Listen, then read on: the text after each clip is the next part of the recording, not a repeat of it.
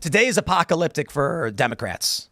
I mean, you had the dock workers starting their strike in the early hours of the morning. We are looking at a potential crippling of imports across the East Coast. Prices are going to go up and people are going to feel it. So I'm seeing a lot of people say, stock up now, get your gas now. This is big. But we also have Iran launching nearly 200 missiles at Israel and actually landing several of them. I don't believe anybody got hurt, but this is also massive. I'm seeing people on X saying, this is it, the breaking point. I am done.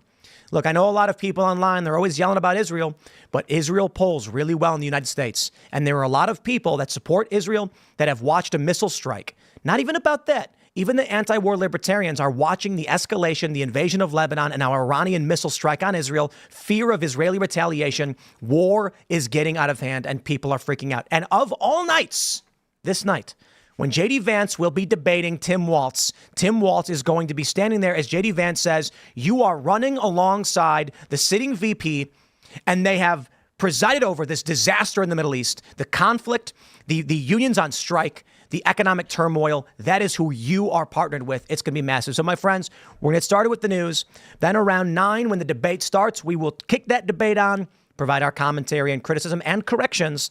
So you'll definitely want to hang out, and it's going to be a lot of fun. But before we get started, we got an awesome sponsor. It is Preserve Gold. You know them, you'll love them. They say financial experts are urging Americans to prepare now. Make sure you go to preservegold.com/TimPool. With inflation soaring, a border crisis affecting cities and small towns, warnings of a recession, my friends, we are living in insane, unpredictable times. Like I mentioned, I had finished my morning show and got word that Iran was launching missiles at Israel. I hope you guys are taking this stuff seriously. To protect your retirement accounts and 401ks, you should strongly consider physical gold and silver. Right now, Preserve Gold has an exclusive offer for my viewers where you can get up to $15,000 in free gold and silver with a qualified purchase as well as a free guide. Text TIM to 50505 to learn more or visit preservegold.com/TimPool. Preserve Gold has hundreds of 5-star reviews, millions of dollars in trusted transactions with many happy clients. Thank you so much, Preserve Gold, for the sponsorship. We really do appreciate it. But also, don't forget, our new song is out, Coming Home. And we're hoping that you guys purchase the song on iTunes, 99 cents. This song is about our cities being left to decay and ruin, and the brave men and women who have gone to serve this country coming back and finding out that the people who were supposed to take care of it dropped the ball and left it in decay. So check out the song Coming Home, and if everybody who watches this show tonight buys the song on iTunes, then on the top of the Billboard charts will be a song that is saying overtly, well, subvertly, that we deserve better for our cities. Our cities are in ruin, and we remember what they were like, and we're not going to stand for it anymore. It's time to turn this around and bring back the great American city and do the work that's required to make America better than it was before, or maybe even great again. So also go to timcast.com, become a member. We're not going to have a members-only show tonight, of course, because this debate is going to go long, but we do appreciate your support as members. You definitely want to join. Click Join Us, support our work, become a member of the Discord, but also smash that like button, subscribe to the channel, share the show with all your friends. We got a great panel tonight. Joining us tonight to talk about this and so much more, we got Mark Ivanyo. Thank you, Tim. Pleasure to be here. Who are you? What do you do? So I'm Mark Ivanyo, Executive Director of Republicans for National Renewal. It's a political nonprofit organization dedicated to pushing the Republican Party away from the establishment, more towards the America First grassroots. And so you might be wondering, what does that mean?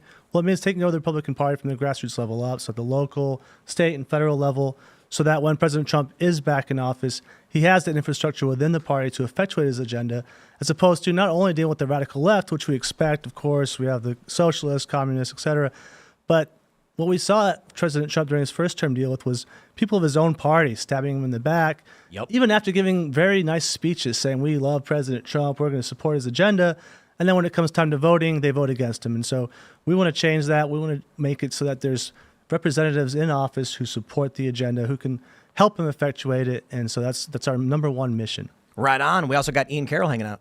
Yo, thanks for having me back on, man. Absolutely. Who are you? What do you do? I'm the TikTok researcher around here, and I'm particularly excited for this debate because I've been doing a lot of digging into the CIA and the intelligence agency ties of that Kamala campaign. And obviously Walz has a lot of weird dirt in his closet too. CCP. Yeah. And so and JD Vance is a pretty sharp guy and a pretty sharp debater. And so I'm pretty excited to see how this might rewrite the debate narrative that we've had so far in this campaign. We'll see what comes. Right on. Should be fun. Libby's hanging out. I'm Libby Emmons. I'm with the Post Millennial and Human Events. Glad to be hanging out with you guys. I'm glad you're all here. It's a full room tonight. We don't always have this many people, so it's great that we're here to watch the debate together. I'm Hannah Claire Bremlow. You guys know me. I'm on the show pretty regularly at this point. Let's get started. This is the big news. We got the Washington Post. Iran launched nearly 200 missiles at Israel, U.S. says, and we've got video of this. Let me see if this is the right one. No, that's more fun political stuff. This is much more serious stuff. We're going to play this video for you guys now. For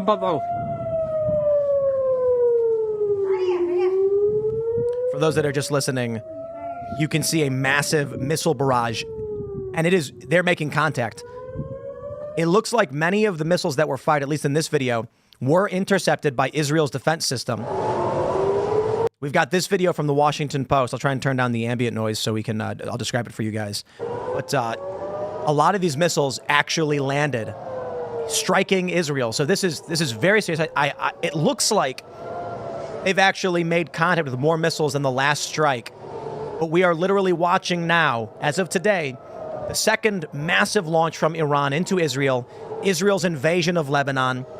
This dramatic escalation is absolutely insane. Man, look at, wow. Is there a way to make this bigger? Yo, this is wild. Yeah. You know, for those that are just listening and not watching the video, it's hard to describe. It's crazy. These missiles are colliding in air. Some of them are making their way through. I got to tell you right now, this is apocalyptic for the Democratic Party. Harris and Biden are the current administration, and the Middle East is falling into abject chaos. Ukraine invading Russia. This is the closest we've been to World War III probably ever. I mean, maybe you can say Cuban Missile Crisis or something like this, but now we get the threat of China and Taiwan. And of all nights for this to be going down, you got the dock workers that announced their strike today, and they're going to be debating J.D. Vance and Tim Walz later on. I don't know how Kamala answers for this. I mean, this is an apocalypse for them. We've also got a gigantic failure of a hurricane response ongoing. Oh, man. That Trump is absolutely nailing. Like, Trump is blowing them out of the proverbial water on that hurricane response. So. And Harris responds to nothing, right? She's never going to answer for any of this because she won't do any direct interviews. She won't answer any direct questions. She'll tell you she's from the middle class, but that's about it. Yeah, but look, if you're China or Russia or any of our alleged enemies, this is your time to attack. I mean, the election's coming up. President Trump's not in office yet. Why not attack now? This is your chance. And to go after Trump, too. It was shocking to see Kamala Harris yesterday. She was sitting in a briefing room. Was it yesterday or was it today? She was sitting I think it was yesterday. She was sitting in a briefing room talking about the hurricane and stuff. And she just looked so confused and lost. And when reporters tried to ask questions, they just pushed the reporters out of the room. They wouldn't let them get in there and say anything. And she just looked so confused. And it was a little bit terrifying to think that that's who could be heading the country. If Tim Walz pulls out a good answer pertaining to this crisis at this debate, I will be surprised. If he pulls out a good answer pertaining to just about anything, I would be surprised. I wouldn't underestimate him. You know, that was a mistake that was made in the last debate. Kamala got under Trump's skin. Yep, 100%. And she still lost. I'm sorry. Look, I know people are going to be like, how could you say that? Everyone agrees Kamala won. No, she never articulated a position. So the voters were like, we get it. Trump's a hothead. But what are you going to do for us? And then Trump didn't articulate a position either. But he's still a billionaire businessman that people think is going to be better for the economy. Kamala needed that opportunity to go after Trump and say, here's why my economic plan is better. And all she did was insult Trump. Well, liberals heard it as confirmation bias. Like, I live around a lot of liberals, and they all were like, oh, my God, she annihilated him. Sure. They're like, yeah, okay. Yeah, but hold on. When look at the polls. Interviews with Biden or Kamala, it's a disaster, right? No one was painful to watch. But they go on to the debate stage, and somehow they perform. So, well, they perform when they're allowed to lie with no fact checking, and then their fact checkers are helping. Well, and they're injected with some play cover. But listen, I understand that liberals are going to say, of course, Kamala won, right? Because they always will. But when you look at the poll of moderates and independents, even CNN, they did a flash poll and found that there was a massive shift, double-digit shift towards Trump in terms of the economy and immigration. And those are the two biggest issues right now in this election. So Kamala Harris they can trust her. She can look nice. I tell you this, people vote with their wallets. Yep. Yeah, she got absolutely no post-debate bounce for all of the winning that she supposedly did. And while it looked like a win that night, you know, she did look better. She did perform pretty well. She was calm and cool, where Trump got a little pissed off, you could say. By the next morning, everyone was like, wait a minute, she didn't win that debate. What are you talking everyone about? knows that she's a fairly smooth-talking politician, even if she says just gibberish, right? She wears her is suit. most- I don't think she is, Sorry, though, yeah. in most interviews. And she wears her suit, she wears her earrings, she stands for the photos. Like, she can do that. We all know that. But her objective during that debate should have been to deliver specific information about her policies, because that's what voters kept saying over and over again in polls. The reason we are not sure if we're going to vote for her is because we don't know what her values are. We don't know what she's offering us. And so, yes, maybe she got a couple good moments where she riled Trump up. If that's the win, then sure, she won. But she missed the opportunity that her campaign actually needed. And what I find fascinating about this debate is, whereas the last one sort of for a lot of people felt like it was 3-on-1, it was the moderators and Kamala versus Trump. Apparently, the moderators are not going to fact check this time. It's up to Vance and Walz to fact check each other, which really becomes sort of this dominance race. I mean, who can keep each other on message and hold their feet to the fire when it comes to certain questions that, you know, I think they'll avoid. Also, who knows the most stuff? Yeah, I think the reason for that is because actually a lot of the bad press that Kamala got was probably because so many people noticed that 3-on-1. And I think people are far more likely to change their opinion based upon the corruption they're seeing than based upon like the actual words that were exchanged in a kind of Yeah, that was a big deal. There were a lot of headlines that I think were like that's why this 3-on-1 debate is different now. Yeah. Is because they realized how bad of a move that was. Yeah. What if the October surprise is full-scale escalation to the Middle East? I mean, we're deploying troops now. Yeah. We Tennessee deployed National more Guard, more troops are being deployed, Yeah. right? So they sent a small contingent to evacuate U.S. citizens. Now you have the Tennessee National Guard. They What sent if the 700 700 National National Guard Guard. out of 10,000. So October surprise is here. I don't know how. This is not going to benefit the Democrats in any kind of good way. This is disastrous for them. The war escalation that we're seeing. I mean, look, Israel invading Lebanon was bad. And we just sent another $8 billion to Ukraine the other day. Me, you know what I love? Someone made a meme that's really funny, and I saw liberals posting this too, so you know it's good. And it was North Carolina, but it says Ukraine on it, and it was like Then you would fund us. It's right. It's like you always see these memes where it's like we figured out a way to get the aid. Yeah. It just says Ukraine on North Carolina. Change their state flag to the Ukrainian flag. Oh, here. Let's just have the same colors. That would be good stuff. Yeah, wouldn't that be funny if the Tar Heels are suddenly just totally thrown off? No, I think one of the interesting issues is that people say wartime presidents tend to keep their office. Obviously, Biden's not going to keep his office, even if he sends his spirit animal, Kamala Harris, to the White House. But I don't think escalation in the Middle East is good for Kamala Harris, because she doesn't even look like she can handle an interview alone. Remember when she brought her best friend Tim Walz with her? She needed extra help from the moderators during a debate. No one wants to send her into a negotiating room amid, potential nuclear war. Yeah, I don't think anybody would want that. But apparently she's been in there the whole time. You had Karine Jean-Pierre from the White House today saying that Kamala Harris had been in the Situation Room or on a call to the Situation Room for every key foreign policy decision that the administration has made, which means a couple of things. One, she's done a bad job this whole time, so why should we elect her again? Two, her efforts to distance herself from the administration in which she serves are completely fake, just like the rest of her campaign. Yup. Yeah, to the Israel point too, it's worth noting that people that are pro-Israel, this is a bad look for the Democrats, and they're like, and for the people that are anti-Israel, it's still a bad look for Democrats, because everyone on every side knows that Trump would handle this better, regardless of your stance on Israel. Yeah, everyone hates this. Look, Everyone hates it. there are a lot of people who hate Israel, and it's crazy to me when I have these conversations. I was talking to a guy the other day, and he said, AIPAC is very powerful, and they control a lot. They have a lot of influence. And I'm like, yes, but the only reason they do is because people in America tend to support Israel. If you look at polls, people overwhelmingly say they support Israel. Maybe they're not aware of the foreign policy implications or what that means, but they do. And I'll give you an example. There are a lot of PACs that spend a lot of money and have no influence exerted. AIPAC certainly has, you can criticize it, but people in this country support Israel. And by all means, you're allowed to criticize Israel. By all means, you don't have to support them. I'm saying that. I'm just saying the polls show this. So when bombs are landing in Israel and striking Tel Aviv, you're going to start seeing moderates be like, Kamala Harris has no strength to defend our allies. Donald Trump has to get in and shut this down.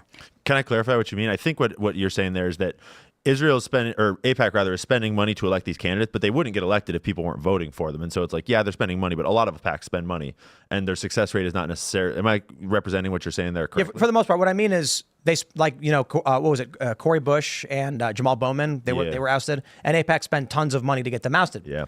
But these commercials are only effective if people are going to be supporting those ideas in the first place. Yeah. Basically, I mean, like, That's true. I think to an extent. I mean, if you're spending $60 million to $7 million, maybe you have a huge advantage. And I don't see the absolutely. Communist Party PACs succeeding in their massive ad spends, or the Nazi Party.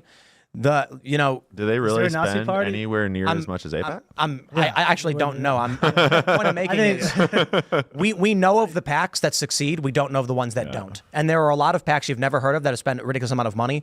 Come on, certainly AIPAC is an exorbitant spender and influencer. I get all that. My point is, look, criticize Israel, then look at the polls of what Americans think. It is true. Americans tend to support Israel. And I'm not saying you should. I'm just saying that's what American people. Yeah, I mean, I would argue that has a lot to do with the propaganda in America and just in terms of how we are educated about the conflict. But I don't think it really matters whether you support Israel or not in terms of what's happening right now. I think that everyone agrees. Like, I think that people that are in favor of a Palestinian state and hate Israel, like a lot of my ex-followers are like that. And I think they all agree, too, that they would rather see Trump dealing with this problem than Kamala. And Well, yeah, and even if you everywhere. support Israel, doesn't mean you want Israel to go to war with Lebanon. Yeah, exactly. Iran. You might say, like, we want peace, but we still support Israel, right? My point is, when the anti-Israel protests kicked up, you started seeing a bunch of liberal billionaires, not a bunch of, but a couple of them, as well as news personalities be like, that's it, I'm voting for Trump. Like Bill holy Ackman. crap. Yeah, Bill Ackman was a great 100%. example. Yeah. Yep. But I just saw a post on X today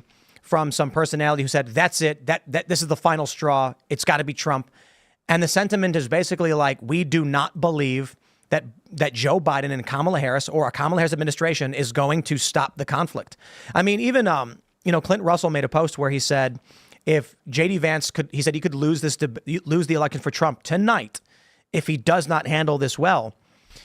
My attitude is he needs to shift the blame to the Biden-Harris administration for their failed leadership in this region, in Europe, in the Southeast Asia.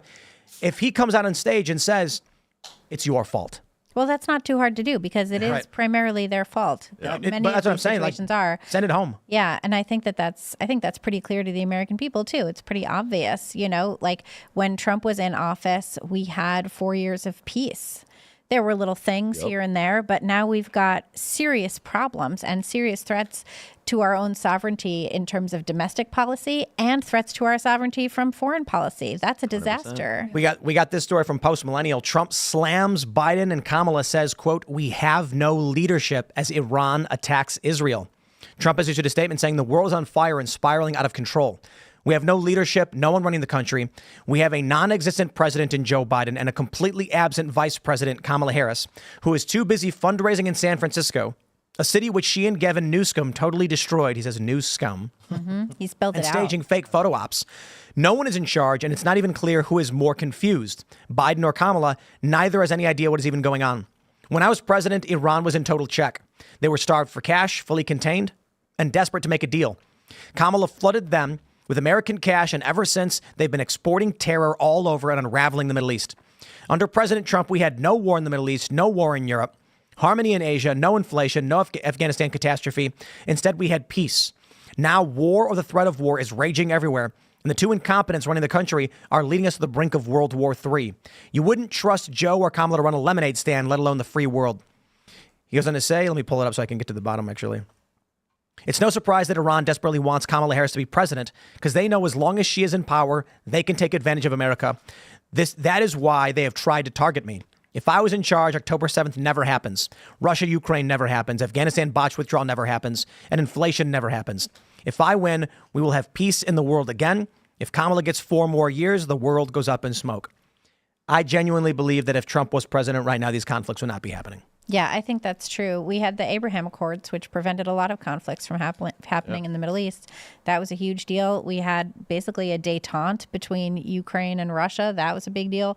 Nothing crazy was happening in China. When you have Trump, and I know that I've said this before, but like Trump is that crazy man on the corner with a knife. You just want to cross the street and not make eye contact. Like he's good, you're going to stay away from that guy. Gonna do. And I love that about Trump. I love how unpredictable he is in terms of like, he might nuke you Yeah. There's no reason to think that he's ever bluffing when he says that stuff. I mean, Obama was so like, no, you'd never believe Obama would do anything, publicly anyway, anything bad to anyone for any reason. Like, he would tell you straight out. He would go into negotiations having already capitulated half the deal, and then he has to give up more. And Trump is like, no. Well, Trump is No, the you're going to only wait in president Mexico. who's- You're going to pay for the wall, like the whole thing. And then the media is like, he's making all these crazy things and he's so egomaniac or whatever else, but he was the most productive. I mean, I think there is a reason people know he is a better negotiator on the world stage than Biden or Obama or potentially Kamala Harris. And Well, she's just terrible. I mean, she's she had can 3.5 barely do years. She's anything. Obama made a would- whole mess with Obama saying, would say, here's the red line, and there'd be cross. Say, okay, here's the new red line. You can't cross this one. Yeah. It'll be crossed and say, here's the new red. Just keep doing that. how many do you get? Yeah, Biden and Kamala, it's more like, hey, don't do that. You shouldn't do that. Don't do that. And then they would overreact and lead us into World War III, which is the big threat, and that's what we're concerned about. Well, and you had the thing too It's at not the effective. RNC where Kellyanne Conway came out and said, a lot of people don't like Trump's personality, but you're not going to get those policies without that personality. And I think that's 100% right. I think Trump is the people are first less- president that we've had that has not been controlled by all the That's why presidents throughout my everyone hates lifetime. him. That's why everyone Exactly. hates him. It's always been a uniparty where both sides have been paid by all the donor class, and it's not actually like, for example, Trump was running against Jeb Bush. Mm-hmm. The Republican Party didn't want Trump to win. He took over their party, and he's the first one that I've ever seen in my lifetime that was not already towing the party line that was designed by the donor class and all the billionaires. He said to Jeb Bush, "Your brother lied to us." Yeah. I mean, that was Straight big. up. They And cheered that him was on. the truth. Yeah, he ate them did to lie. pieces. That And he whole comes yellow from that cake power thing world. was such a He understands it. But Nikki Haley was so close. right. But Nikki Haley is the uniparty choice, and Oh, the uniparty is 100%. also backing Oh, they Kamala would've Harris. loved Every to time have she her. says that Republicans are backing her, it's uniparty Republicans, who make you think of that old Simpsons thing. What is it like? Twirling towards freedom. Yep. Kang and Kang. That uniparty Right. is the war King machine. and Kodos. It is Yes, the that's CIA. what it is. It's never a Republican that Republicans who are at all affiliated with Trump or America First movement are like, oh man, he endorsed Kamala Harris. I'm really rethinking my positions in life. It's always someone. Oh, Dick that is- Cheney. It's always someone from like the very deep establishment, this really old guard that I think a lot of younger voters want to see gone. Like younger conservatives in America, Grassroots in general. right, are aware of this division in the party and they know who they want. Even if Trump only serves, because he can only serve 4 more years, they will continue with this direction of the party. There's no turning it back to the way it was if you're actually honoring what the populist movement wants. Yeah. Indeed. I think that's it. So we're all strong one. Kamala supporters. We think she's going to do great. Yeah, Kamala 2024, Kamala 2028. I love her policies, whatever they are. I hope one day she tells us. Does she have them on her website yet? I don't know what they are. she but They do. They Yeah, do. they finally got them. Oh, they right? do. Okay. They're copied from the Biden administration. The Biden. Well, she copies Exactly. Trump a And lot some are too. copied from Trump. Yeah, Yeah. exactly. Some are Trump policy. Some of Trump's greatest hits. She's a great chameleon. Well, you take a look at what's going on with Trump's statement, basically saying with the Iran tax in Israel. But what are we looking at? We're looking at, as you mentioned, the hurricane. We're looking at the dock strikes. We're looking at the cost of food going way up. And they just keep lying to us about everything. The National Crime Victimization Survey came out and said that crime is way up, way up. Yeah, I mean, a lot of the FBI numbers are based on self-reporting. And police agencies aren't reporting anymore. Exactly. So then what happens is Democrats come out and they're like, crime's down. And then we're like, okay, let's ask people. And they're like, oh, I've been victimized like crazy. And you're like, okay, crime's up. No, it's not. Or It's just like walk that. into a Did you store see and look at the lotion locked up. Like, Right? That's Yeah, right. It's like what they're doing with the economy, right? They're like, actually, the economy is great, and people just think it's bad. So what does that mean? That It's was like Don Lemon down in Atlantic City, right? Yeah. And people were like, and he was like, you just think it's bad, but it's not. Yeah, like you said. And then you had Byron Donalds today on Charlemagne the God, that show. And there was this great clip that was going around that Byron Donalds was talking about how Kamala Harris is responsible for the inflation. And someone was like, no, she isn't. And he's like, yes, she signed this act. I said in committee that this act would jack up inflation, and now it has. How can you tell me she's not responsible for that? She did both tie-breaking votes on the, what was it, the American Rescue Act, the American Rescue Plan, and the Inflation Reduction Act, which was a I got it blatant pulled up. lie. Let's Yeah. play the clip. Oh, it's a great We're clip. not really thriving right now. This inflation, which by the way was brought to us by Kamala Harris, has really slowed down people from being able to excel. By Kamala? Yes. Vice president. Charlemagne. It's still the president. Charlemagne, listen, man.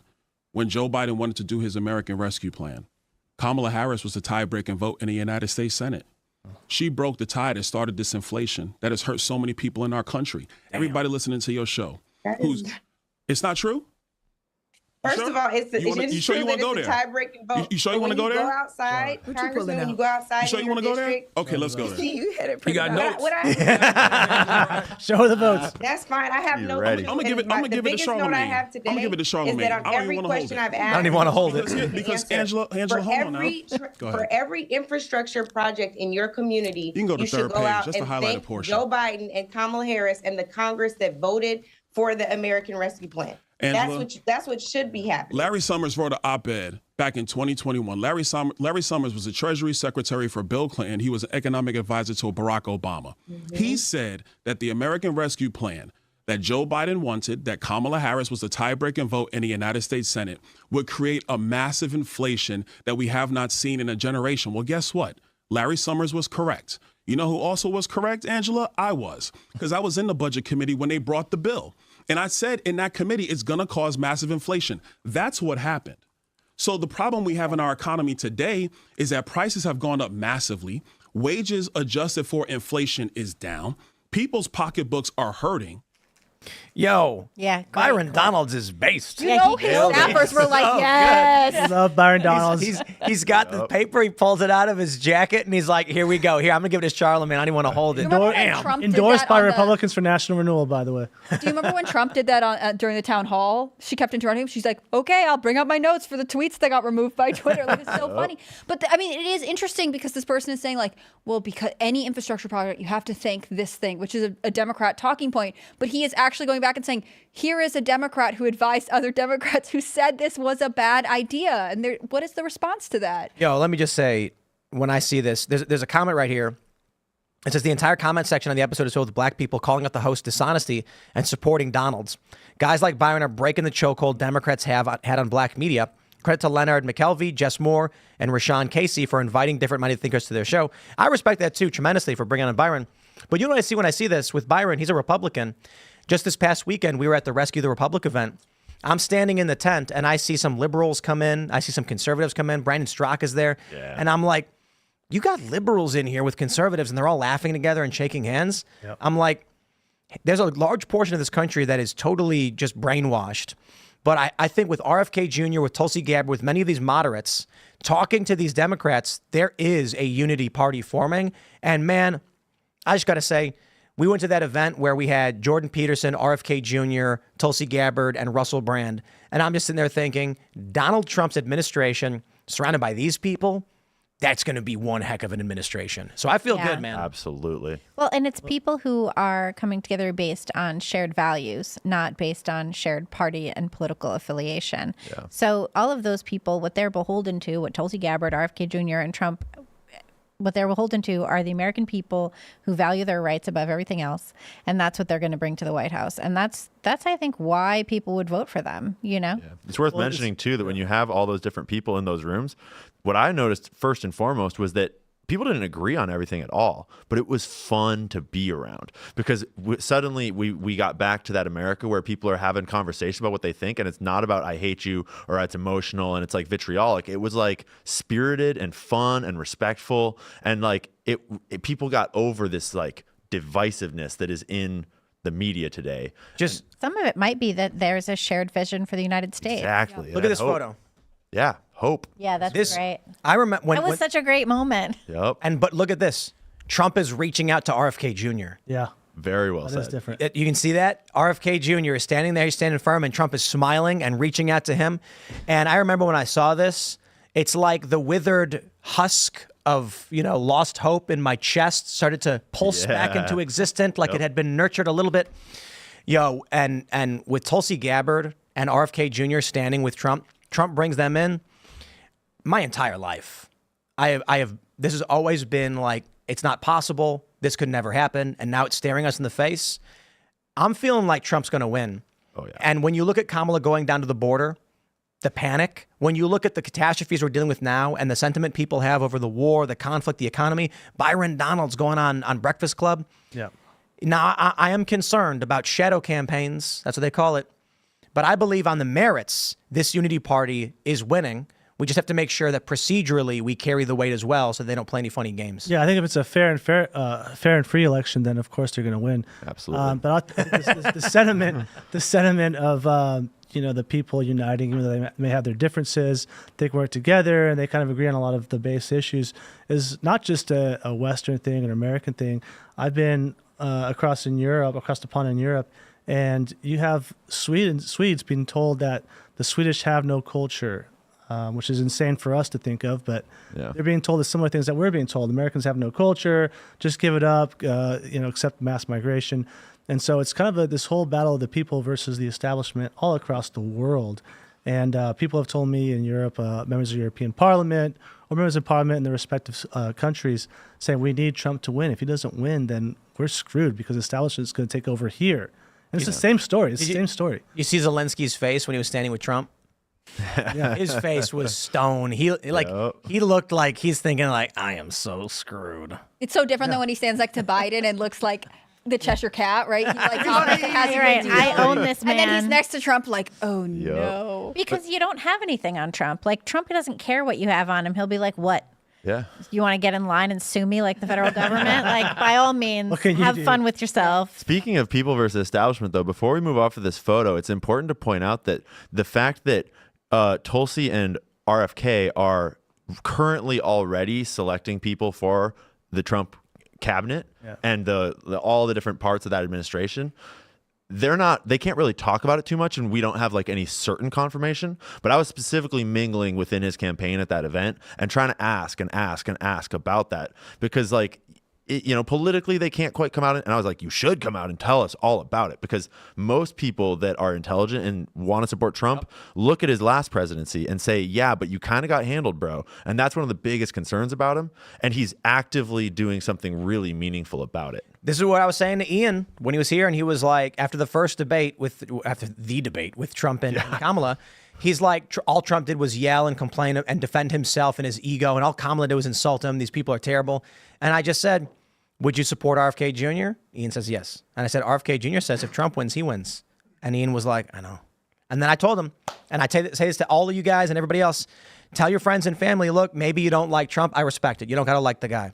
But you can get Tulsi Gabbard and RFK Jr. in there too. And so maybe Trump's not your person, but he's got good people by him right now. We couldn't ask for more. The only thing I could ask for is if Ron and Rand Paul joined his administration. Yeah. Right. I don't know if I think he has Elon Musk. Maybe Bobby will appoint too. them. Yeah. Oh yeah, Elon Musk too. Coming in and got the place. Well, Elon Musk is coming on, but Rand Paul still hasn't endorsed. And I was talking to the Libertarian Party members when we were at their convention, and I said, what would it take for you guys to say you're voting for Trump? And they were like, if Trump makes Rand Paul his VP pick, every Libertarian votes for him. Just the whole Libertarian Party just votes for Trump at that point. Well, that would be the highest office attained by a Libertarian, right? Yeah, for sure. I mean, he's a Republican, but he's a Libertarian. You know? A lot of Trump supporters like Rand Paul. It's not a big deal. I know. Yeah, we Not we against love Rand Paul. Yeah. So I think he's definitely. You could make this better. Bring Rand Paul and Tulsi Gabbard, Rand Paul, Elon Musk, RFK Jr. Yep. Man, talk about like the Avengers of politics. That's an administration. It really does feel that way. Do you think Elon Musk will I'm actually excited, be man. in the administration though, or is he going to be like an advisor? He's going to be Doge. Yeah, some sort of advisor. That there was Trump had said in an interview like Elon Musk has a lot going on. It's hard for me to think of Elon Musk being in the administration, also running SpaceX, also like Tesla and X and all this stuff, and also producing like 4 kids a year. Yeah, I mean on average, if not more. If you as an advisor, I mean, he's one of the biggest companies in the world. He's involved in energy.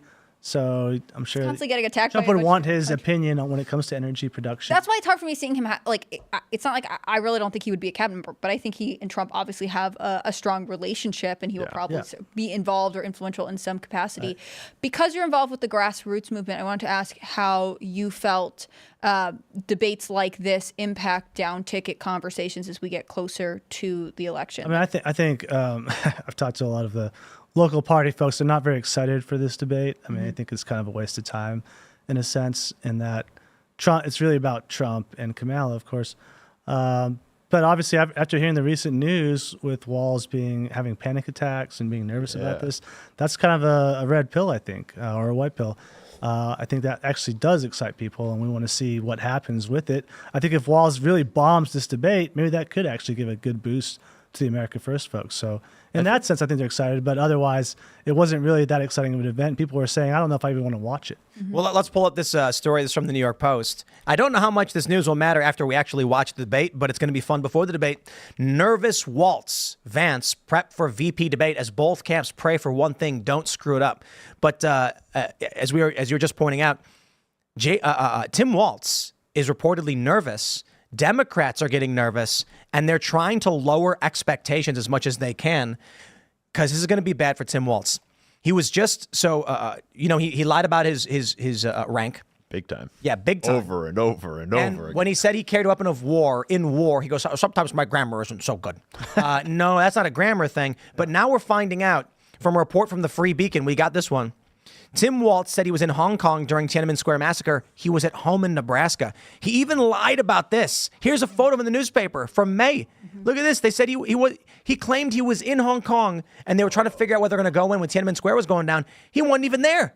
Yeah, didn't the leave report said that August. he didn't leave until August. But he made sure to you get and I read married the same report. We on all that read the same report, anniversary. which is interesting. This report was fascinating to me this morning. One of the other reporters grabbed it, but they all, like CNN acknowledged this report. I mean, no one is really talking about it, but this is another time that they're going to say, oh, well, he sort of misspoke, he misrepresented. No, he is lying. He is flat out lying. And again, going back to this fact-checking moment or rule this tonight, J.D. Vance has been the attack dog here with the stolen valor stuff. I mean, Right. J.D. Vance led that charge. With a lot of this stuff, it's J.D. Vance who is like, you must answer for the things that you have said. And I think Americans like that. I don't know how much of the debate needs to be spent on Tim Walz as a liar, and we can prove it consistently. But it does seem like there is a reason for Walz to be nervous that J.D. Vance does not have. I mean, a fair bit of it might be spent on asking Tim Walz about his 30 trips to China and about the incoming reports on that. It's not 30. He lied about that too. Interesting. It wasn't even 30. But It it's was like- They're saying now it was 15. Interesting. Yeah. Hold on. I think they're lying about it being 15. I have no idea at this Well, so all of his lies are aligned to benefit himself in his campaign. And the scrutiny now over his connections to the Chinese Communist Party, 30 trips is suspicious. So they're going, actually, it wasn't even 30. It was actually more like 15. And it's like, right. Was it really? Or are you guys panicking? Because we just had Comer came out with this report saying they found internal documents that have communications about his connection. So the DHS have been communicating about his links to the CCP. And they've subpoenaed that. They want those answers. Look, this guy's praised China over and over and over again. Flew there, brought students there. He got married or He got whatever. married on the anniversary of Tiananmen Square. Which is just weird. And he Like, pointed to that do out it himself. on purpose. To do that on purpose is weird. And he honeymooned in China afterwards. Well, 15 or 30 Super times, and what's the real difference? What was he doing? And that was while he was on like a public, like in public office on a salary of like his office at the time. It's not like he's super wealthy theoretically. And his where's that money coming from? Like, who goes on vacation to China 15 times for personal reasons? Right, but if you take money from the Turkish government, then you're prosecuted, as the New York mayor was. Yeah. But if you go to China 15 or 30 times, then it's all You good. just appreciate Nobody the cares. culture. You just Yeah. It's just vacation. Yo, this Even is if you're in power. it is wild. So this guy's nervous, and I'll tell you why. Because these stories have come out, and all J.D. Vance has to do is go, where were you in May 1989, Governor? Yeah. And he's going to be like, well, I don't know why the question matters. Like, tell us where you were, because I got the newspapers over here.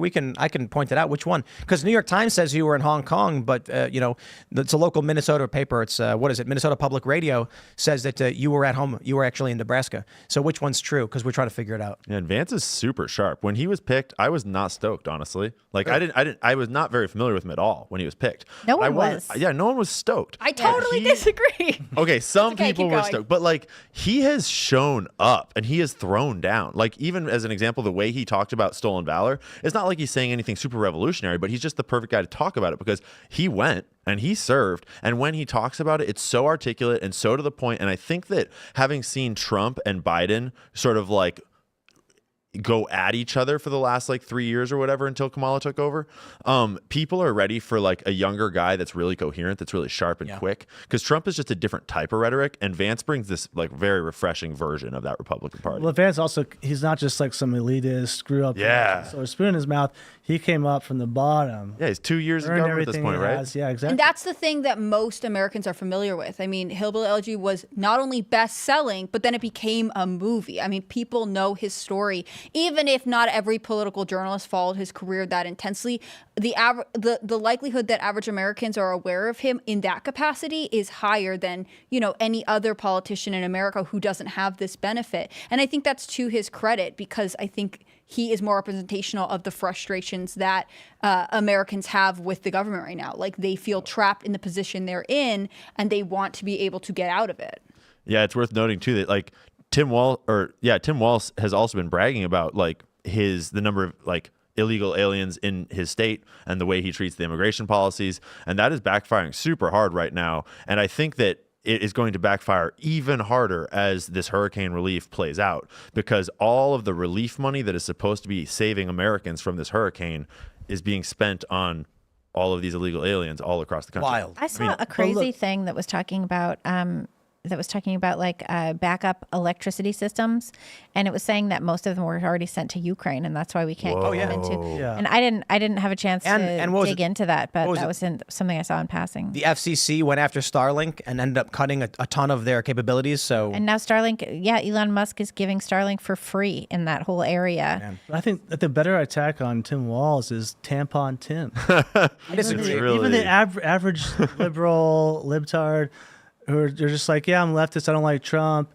but I don't like all that gender stuff. I have a family. Yeah, but So if you say the Tampon Tim stuff, they're gonna say, disagree. I don't think that's true, actually. I completely disagree. Yeah, I come from like Seattle, Washington area, and they actually like that kind of Democrat. They hear the Tampon Tim thing, they're like, oh, another ignorant Republican that doesn't understand. And it's not just Do they but it's not just You're saying that. they support that? You got to They understand support what the that? meme conveys, right? So Tampon Tim conveys to Republicans who know the news that he put tampons in boys' bathrooms. To liberals, you're saying, I hate that he tried helping women. Yeah, it conveys bigotry in a lot of ways. The liberals don't So know. they support that. So no, understand this. When the story was reported widely in the corporate press, they said Governor Tim Walz is being criticized because he was trying to provide students with feminine hygiene products. And so the implication to liberals who don't watch the news is young women were suffering, and Tim Walz said, we're going to make sure they get the stuff they need, and then Republicans attacked him for it. Also, not that it was going in boys' rooms. The media doesn't report that. Yeah, they report really selectively, yes. and Well, it's yeah, I impossible to understand understand that. from the Republican side, because a lot of liberals, actually, like my parents, for example, they get their little slice, and they actually don't educate a lot of liberals what the actual LGBT agenda is. No, they don't. Yeah, a lot of them have no idea what it out. is. That's what I'm saying. If Vance mentions that it's going into the boys' restrooms, even a lot of liberals will say, I don't agree with that. Yeah, like, wait, why? Right. They'll look into it. But, So that's what I'm saying, saying it's a good Tampon point. Tim is No, not that alone. I'm just saying, like, Right. that's the starting point, and then you explain what you mean by that. I don't think you should say Tampon Tim. I think the moderates are going to be like, huh? Yeah, there's an argument to be made for letting Trump keep the rhetoric because he's already there, and letting Vance appeal to this more moderate. Vance needs to say, look, there's been a lot of criticisms of, when you were working in government because feminine hygiene products are being placed in the boys' bathrooms. I don't know if that's a waste of taxpayer money or what that was about, but a lot of people were upset by it. I'm wondering if you could answer what that was all about. And then let him say it. And let him say, we wanted boys to have tampons. And then what he does? When Tim Walz goes, look, there are transgender students and they need access to feminine hygiene products in boys' bathrooms too, and the boys' room should have the tampons. Then JD Vance can go, what? That's it. Like, what are you talking about? What? You know, what was funny is the Canadian military put tampons in men's rooms on military bases, and the tampon dispensers kept getting vandalized and ripped off the walls. Well, that was happening in high schools. Yeah, well, this was happening on Canadian military bases, and so the Canadian military opened up a hate crimes investigation. Oh, Canada, come on. So ludicrous that they did that. But this is why Tim Walz is probably nervous, man. Because JD Vance has probably got 100 different arguments and questions that Tim Walz will not be able to answer on that stage. And I'm going to be excited for this. But Trump had some opportunities he missed. When Trump brought up she wants transgender surgery for illegal immigrants, the response from everyone was, Trump's gone crazy. When Trump goes, they're eating the dogs, they're eating the cats, the general response that I see in the corporate press is, oh, Trump has gone crazy. What Trump should have done, and look, I know, it's my opinion. You guys can disagree. I'm just saying what I would do if I was Trump is I'd say, look, Kamala has been a disaster for this country. I was just reading CNN this morning. And what was it? They reported that the CNN's reporting, Kamala, you wanted transgender surgeries for illegal immigrants. What was that all about? Why did CNN report that? Can you guys answer that for me? Pin it away from himself a little bit. I'm not saying this. Why was that why would CNN report that? I think that another aspect of what's happening tonight is Vance, actually, if he does well, he has an opportunity to recontextualize the entire first debate, especially if they do a 3-on-1 moderation thing again, because Vance can stand there and take that and be like, oh, remember the last debate when you did the same thing before? And the more that Vance can kind of like recontextualize things that happened in the first debate and give you a different closure to them, I think that he actually this debate could almost be more important than the first debate in a lot of ways, because it lasts longer if he does it right. Let's see if JD Vance can keep a cool head and get those answers out. Yeah. Trump was poked and prodded by Kamala. She pressed his buttons and she got him. The only thing is, if her opportunity here was not to insult Trump, it was to say, here's my economic plan. Maybe she didn't have one. But I have to imagine the Democrats wanted Kamala to go in and actually boost her polls by appealing to people. And they genuinely thought the plan would be insult Trump, get him flustered, and he'll act a fool. And then you'll win. And then the end of it, people just went, yeah, we know Trump, though. He's a known quantity. And he's better on the economy. Kamala just did nothing. Yeah. I think that this is an interesting dynamic between the two of them because yes, they are their own separate politicians and have their own records to account for, but ultimately Vance and Walz are there to represent Trump and Harris. And because Harris never fully defined any goals for her opportunity economy or any whatever else she was vaguely promising, this is a good opportunity for Vance not only to push Tim Walz on stuff that he has said, but to say, like, why can't your campaign give us a specific goal? Yeah. What is the specific goal here? What are you looking for here? Yeah, why are you okay with this level of legal immigration? Like, there are quantities that I don't think Tim Walz is prepared to answer because he's so used to placating progressive voters. Let's jump to this story from the Post-Millennial.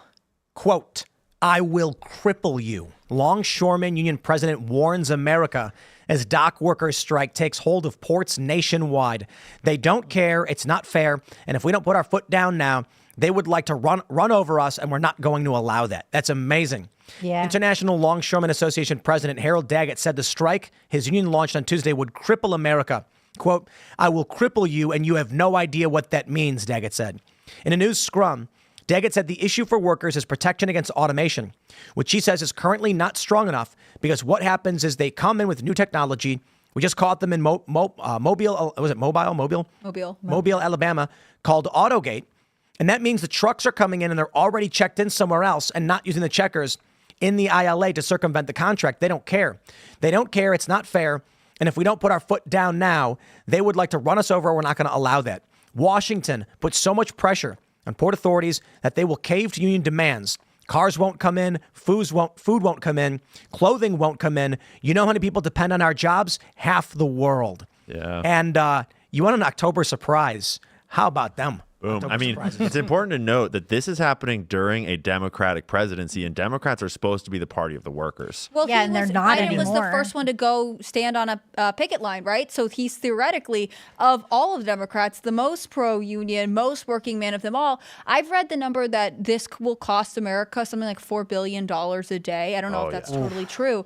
But it is fascinating to me because I actually think automation is one of the growing threats to American workers. I'm not trying to be a tech phobe, but like this is the reality, right? There are people whose jobs will be automated away. The other part that I know about this is that it's the East Coast longshoremen, because one of the things that they had asked was that their salaries be matched to the West Coast longshoremen. Mm-hmm. West Coast longshoremen, I assume, are dealing with a lot of shipments from China. And so there is a huge industry there. I just want to say, like, I don't know anything about this Daggett guy. But after just reading that quote, I will cripple you and you have no idea what that means, I'm just like, based. Don't you want to see the movie of this and who plays him? Well, yeah. That's the kind of thing I want to see Trump do. You know, that's what he does. That's what we like about him. Yeah, the unions were historically Democrat, right? But they refused to endorse the Democrat president recently because their own members were not voting Democrat. Yeah, the Teamsters. Which is amazing, unprecedented. Yeah. What is their argument for how they're going to win without the Teamsters, without union workers, with an economic crisis, the docks shutting down a month out from the election, Israel being bombed, a hurricane disaster zone they are ignoring? I do not understand. Look, You're just missing Let's the ignore vibe. all of That's this. an easy question to answer. You're missing the vibe. I understand. I Just understand. read the Mail-in- polls, bro. mail-in I get it. I get it. Kamala ballots. Harris skipped that dinner. What was it? Was it Al Smith dinner? Yeah. And they say in the press the last time this happened was Mondale. The last person to do that was Mondale. Oh, that didn't work out so great for No, him. he won one state. Yeah. I'm hoping. That would be I don't see that happening. I don't know how you can say we don't have an economic crisis when the pro-union president now has to deal with the fourth or fifth major union strike of his presidency. If the workers are this unhappy, clearly the economy must be bad. And they keep saying, like the White House keeps saying about this one, that they're not going to invoke the Taft-Hartley Act to, basically bust the strike. So that means somebody's going to have to go in there and negotiate, and every day that goes by is going to be months of recovery. It's just going to take that much longer. And we saw what the supply chain crisis was like during COVID. It was really bad. There were runs on toilet paper and everything. It was absolutely out of control. You're saying we should stock up? I'm not Yes. gonna. Yeah, but I'm not look, gonna if do the that. workers But aren't Tim's going to the vote prepper, but- Democrat, they have an easy answer to that. It's called mail-in ballots. Yep. But for sure, we called it the shadow campaign. There's right? way less Right. mail-in Well, but, balloting this TP election than TP before. Action is doing a great job. They are of doing on good, the yeah. Republican side. Scott Pressler. It kind of just clicked for me actually, Tim, when you asked that. I think there might be a very strong case to be made that they're actually aware that Trump is going to win, and what they're doing is they're getting World War III started, so he has to deal with that. They just started cutting rates in the economy, so there will be a crazy crash recession thing. It's like that just always will follow what we're doing there in the economy. So it looks more like what might be happening is they're setting up the worst possible administration for him to deal with, so they can run their media wheels on him again and divide the nation further and try to do a rerun of his first presidency, and hopefully then capitalize on that division after that. I agree. I think the escalations in the Middle East and Ukraine may be intentional because they want Trump to inherit a war that he cannot get out of. They want Trump to inherit an economy where they can say, we warned you. I take a look at Afghanistan, and simply, it makes no sense. There's literally no reason to abandon Bagram Air Force Base in your withdrawal. Yep. They could have handled all their evacuations through Bagram. Then once they got their evacuations out, the interpreters, the U.S. men and women could be circling around Bagram and then evacuate and leave a small contingent in to maintain air logistics and support so the Taliban doesn't overrun everything. Instead, they abandoned Bagram in the middle of the night without telling anybody. Locals just started looting and raiding the Air Force Base for whatever they could. Makes no sense. They tried doing evacuations in this urban center. Chaos. A bomb goes off. They said that there were pilots in the Afghan security forces who were landing and just abandoning their helicopters because there was no logistics, no radio support anymore. That sounds like it was on purpose.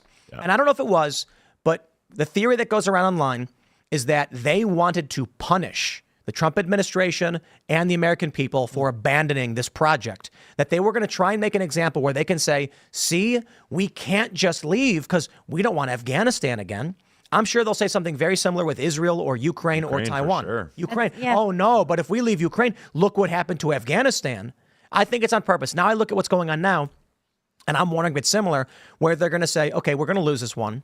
Let's make sure Trump inherits a steaming pile of crap of an economy and war, and then we can blame him for it, go to the American people and say, see, we told you so. Yeah, but even if they blame him for it, he's going to get it fixed up, and then J.D. Vance is going to be like, hey, look at me. I'm ready for another 8 years. I think he's more ready to fix it up than they give him credit for. I think that Trump actually is well established to solve this crisis in the Middle East. And I think he's finally got a good team around him, too. Exactly. Well, they did that to Trump with the China virus stuff, where he was leaving and they're like, hey, you had a crappy economy and now we made it great just because we have jobs coming back. In this situation, it's like he's coming in the beginning, so he can actually fix it instead of on his way out, they make a problem. There's another key factor here that's different this time, and that's X. Last time, 100%. We had no true free speech platform in order to counter the narrative. And they had all the censorship locked down. The FBI worked with so that Twitter division, that division was powerful. And we saw it as soon as Biden took office, just the insanity of the left versus the right and the different sets of facts they're all living in. But even today, the mainstream media is having to report on X's reporting because X is reporting the truth before anyone else can cover the stories. And so when you have that fundamental free speech dynamic overlaying them trying to smear Trump throughout 4 years of him fixing all these problems that they created, that might be actually like they might be setting themselves up for a serious failure that they have not foreseen. And, with X changing like that and Elon Musk taking a stand like that, we even saw over the summer Mark Zuckerberg kind of like backing off his previous thing. He said that he wasn't going to be giving a ton of money to any political campaigns, specifically Democrats, who he gave a ton of money to last time. He called Trump after the assassination attempt and said he was, and then in an interview said that he was badass for doing that. He brought on a Republican, for fight. He brought on a Republican strategist, and he said that he was more libertarian Well, yeah, than and anything let's else. be clear. Which Zuckerberg may should be- still go on trial. Sure, it But could you're all be right. totally It fake. is sick. But like to have Elon Musk stand up and take all those Yeah. slings and arrows, it made it so that Zuckerberg could in the background be like, "Oh, hi everybody, hey, what's going on?" Not just that, Or but at least I- look at no, it but and I say heard that- becoming libertarian is the right thing to do. People respond to that. I heard better. Zuckerberg is becoming more masculine. He's training MMA. Exactly. He's becoming one of the boys, and so now his He got a opinion's tan? changed. Right? Yeah, His hair he's a out? little more muscular. Yep. You get mocked for your Here's what I surfing think. photo one time. I see two things. I genuinely think Zuckerberg saw himself in the memes where he had the weird short hair, pale, and he looked like an android. A robot. Yeah. And he probably was embarrassed, and he was like, "That's what people think of me." Like, Nobody wants to be that nobody- guy. So now look, he looks like a surfer dude. Yeah. Grow a little facial hair, let his hair grow out. Much better look. Living in Hawaii, got a little tan. And you start exercising, you naturally become more conservative. There you It just go. always How is that? happens. Why do you think MMA, that is? Testosterone. What's that about? Testosterone. Well, also it's You have that to you earn start your place. earning. Like the thing about fitness that's interesting is that you cannot you have to earn it. Even if you cheat with the cheats, you still have to earn it.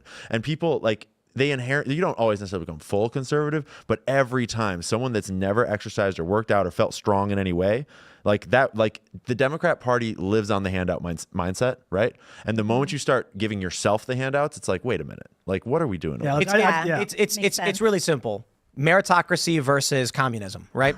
You're somebody who feels the burn every day and you struggle and you're trying to achieve something and then you get there and now you're fit and you've got muscles and then they say you have privilege. You have thin privilege. You're getting these things because they're being gifted to you. And you're like, you don't have any idea how hard it was to, like, you guys eat donuts and Twinkies and Ho-Hos and lay on the couch all day. It's so easy. And I break myself every day to be the best version of myself.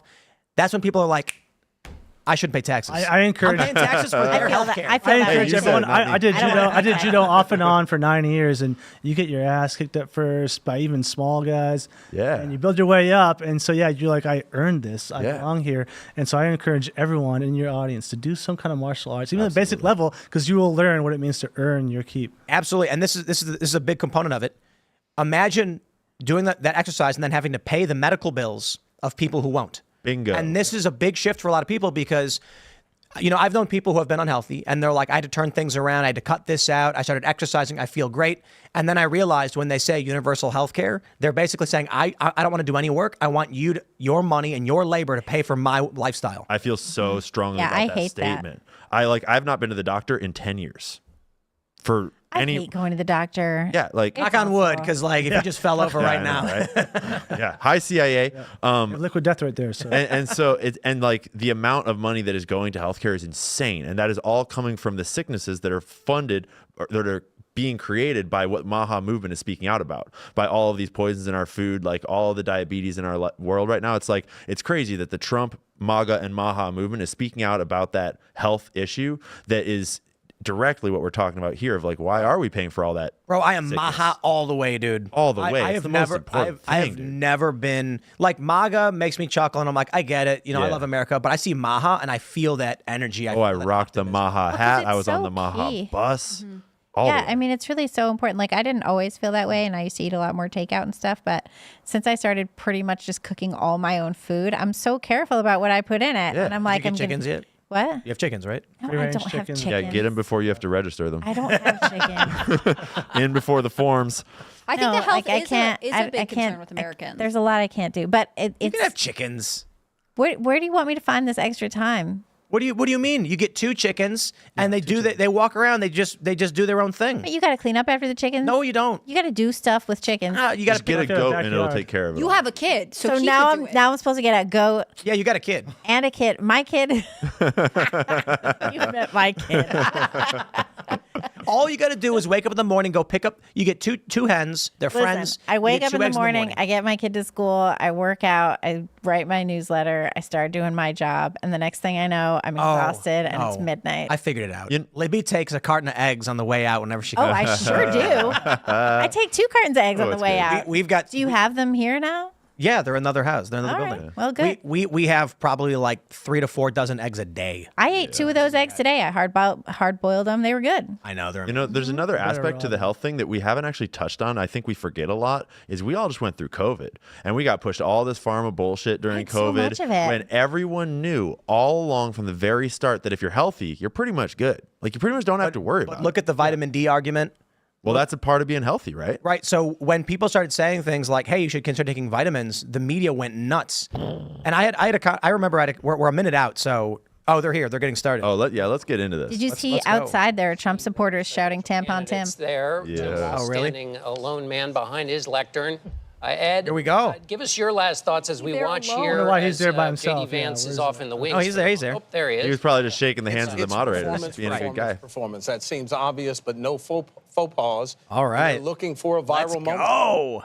That's what they'll be looking for tonight. Vance looks way more relaxed. Yeah, and he's also the one making Handshake, like the and, comments. You have to- Governor Yeah. Walz appears to be Yeah. Walz looks. I can't believe there are notes. human beings JD who want Vance to do doing this. the same as our colleagues. Maybe you're shaking hands before the cameras came. That's right. There's a job for every person. Well, we have the vice presidential debate coming up in a moment. It will be moderated by our own All right. Nora O'Donnell. We got 40 seconds, but we'll get ready. I look at this. I couldn't imagine ever doing anything like that. I'm actually surprised. Donald Trump's great, but he's a billionaire. He has a golden toilet. Yeah. Why he doesn't need to do this? I mean, it's a lot of personal sacrifice to be that old and just keep Legacy. working.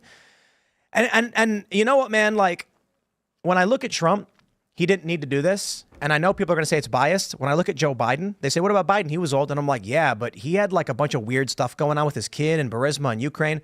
And it was like if Trump got elected again, Biden is in trouble. The whole family is in trouble. And so he had to do it and he didn't want to. All right, here we go. 4 seconds. Music. Did they not shake hands? Oh, they did. With Yeah, I'm just pretty over sure. a month to go until Election Day, the first and only meeting between the two men. Is it who weird hope that to it's become 2 vice women as the president of moderators? I United feel like States. that's weird. Governor Is it? Tim Walz. They don't I'm look glad like- you pointed that out, Libby. They don't look like lesbians, so that's a little different from the This is last debate. likely the final debate of this election cycle, and voting is already underway in 20 states. CBS News polling shows this remains Man, a I feel like race I'm in the either Matrix with this presidential music right now. candidate could win. That's the goal. The CBS News vice All right, come on. presidential debate starts now. Fight for every single vote, and we're going to take this country back. And we are ready to continue to build the future together. We're going to turn this whole country red with President Donald J. Trump's leadership. You know, it's at the end of this little journey. I want to know what facial hair Vance is rocking today. This is a CBS News special, live from that photo CBS too. News headquarters in New York. America Decides, the vice presidential debate. Good evening, I'm Nora O'Donnell, and thank you for joining us for tonight's CBS News Vice Presidential Debate. We want to welcome our viewers on CBS, on other networks here in the U.S. and around the world. We have a consequential night ahead, and our focus is the issues that matter to you, the voter. Let's introduce the candidates. Minnesota's Democratic Governor Tim Walz and Ohio's Republican Senator J.D. Vance, tonight meeting for the first time. Awkward pause for all of us. I'm Margaret Brennan. Smile now, In order to smile. have Shake a hands thoughtful again. and civil debate, these are the rules that both campaigns have agreed to. Questions will be directed at one candidate who will have 2 minutes to respond. The other candidate will be allowed 2 minutes for rebuttal. Then each candidate will get another minute to make further points, with an additional 1 minute each at the discretion of the moderator. The primary role of the moderators is to facilitate the debate between the candidates, enforce the rules, and provide the candidates with the opportunity to fact-check claims made by each Yeah, other. they're really CBS worried News about reserves when the right to mute the themselves candidates' are not microphones to maintain point of that. decorum. We have not shared the questions or topics with the campaigns. The stage is set. They clarified that on purpose. Senator, Yep. thank you for joining us. Let's get started. Tonight, our country is facing several unfolding crises. The Middle East is on the brink of war. Americans are suffering from the catastrophic impact of Hurricane Helene. And now a labor strike as 25,000 dock workers from Maine to Texas are picketing. We're going to begin tonight with the Middle East. Margaret. Thank you, Nora. Earlier today, Iran launched its largest attack yet on Israel, but that attack failed thanks to joint U.S. and Israeli defensive action. President Biden has deployed more than 40,000 U.S. military personnel and assets to that region over the past year to try to prevent a regional war. Iran is weakened, but the U.S. still considers it the largest state sponsor of terrorism in the world, and it has drastically reduced the time it would take to develop a nuclear weapon. It is down now to 1 or 2 weeks' time. Governor Walz, if you were the final voice in the Situation Room, would you support or oppose a preemptive strike by Israel on Iran? You have 2 minutes. Well, thank you. And thank you for those joining at home tonight. Let's keep in mind where this started. October 7th, Hamas terrorists massacred over 1,400 Israelis and took prisoners. Israel's ability to be able to defend itself is absolutely fundamental. Getting its hostages back, fundamental, and ending the humanitarian crisis in Gaza. But the expansion of Israel and its proxies is an absolute fundamental necessity for the United States to have the steady leadership there. You saw it experienced today, where along with our Israeli partners and our coalition, able to stop the incoming attack. But what's fundamental here is that steady leadership is going to matter. It's clear, and the world saw it on that debate stage a few weeks ago, a nearly 80-year-old Donald Trump talking about crowd sizes is not what we need in this moment. I don't know if age is but the it's thing to not bring up just to you. that. It's those that were closest to Donald Trump that understand how dangerous he is when the world is this dangerous. His chief of staff, John Kelly, said that he was the most flawed human being he'd ever met. And both of his secretaries of defense and his national security advisors said he should be nowhere near the White House. Now, the person closest Did to he say them he'd authorize the strike or not? It's a great non-answer. Trump It so far. It's a said non-answer. he's unfit for the highest office. That was Senator Vance. What we've seen out of Vice President Harris is we've seen steady leadership. We've seen a calmness that is able to draw on the coalitions to bring them together. Understanding He's at least that getting his our rhythm allies now, though, matter. at first. At first, I thought he was going to literally allies see freeze. Donald Trump turn towards Vladimir Putin, turn towards North Korea. When we start to see that type of fickleness around holding the coalitions together, we will stay committed. And as the vice president said today we will protect our forces and our allied forces, and there will be consequences. What Governor, your time He is a is up. Democrat. Senator Vance, the Here we same go. question. Would you support or oppose a preemptive strike by Israel on Iran? You have 2 minutes. So, Margaret, I want to answer the question. First of all, thanks, Governor. Thanks to CBS for hosting the debate. And thanks, most importantly, to the American people who are watching this evening and caring enough about this country to pay attention to this vice presidential debate. I want to answer the question, but I want to actually give an introduction to myself a little bit because I recognize a lot of Americans don't know who either one of us are. I was raised in a working-class family. My mother required food assistance. My grandmother required Social Answer the Security help question to you wanna raise me. answer. And she raised me in part because my own mother struggled with addiction for a big chunk of my early life. I went to college on the GI Bill after I enlisted in the Marine Corps and served in Iraq. And so I stand here asking to be your vice president with extraordinary gratitude for this country, for the American dream that made it possible for me to live my better dreams. non-answer. And most importantly, I know that a lot of you are worried about the chaos in the world and the feeling that the American dream is unattainable.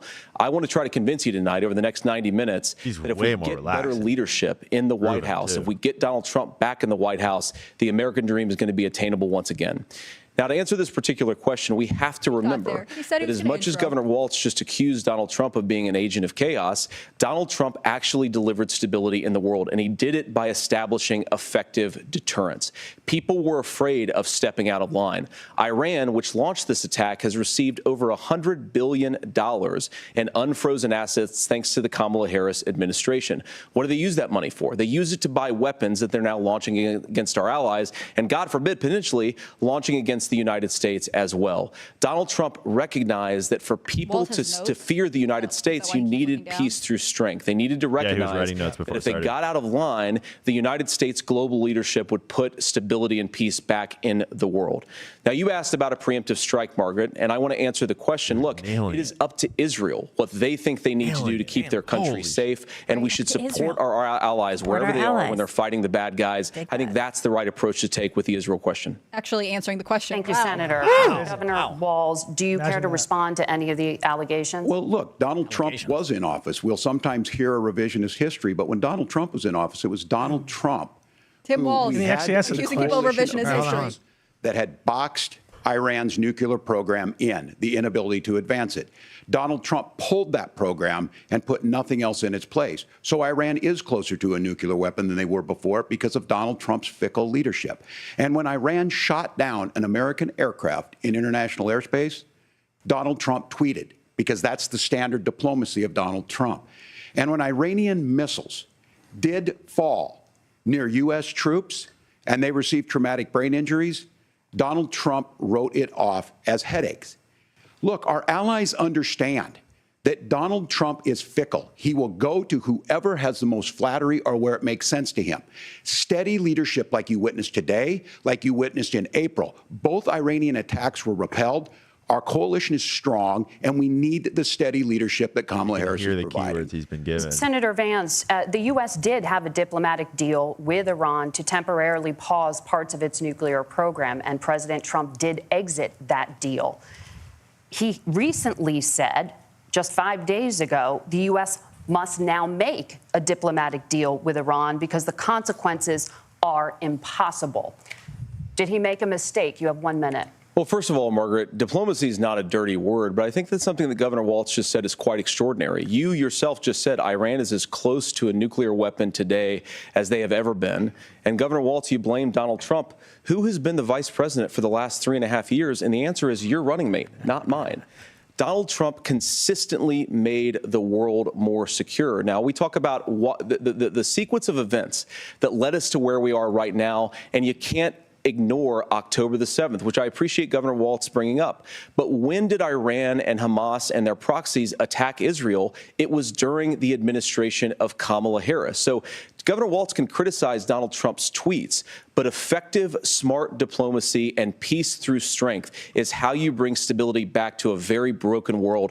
Donald Trump has already done it once before. Ask yourself at home, when was the last time, I'm 40 years old, when was the last time that an American president didn't have a major conflict break out? The only answer is during the 4 years that Donald Trump was president. That's a great Gentlemen, answer. we have a lot to get to. Nora? Margaret, thank you.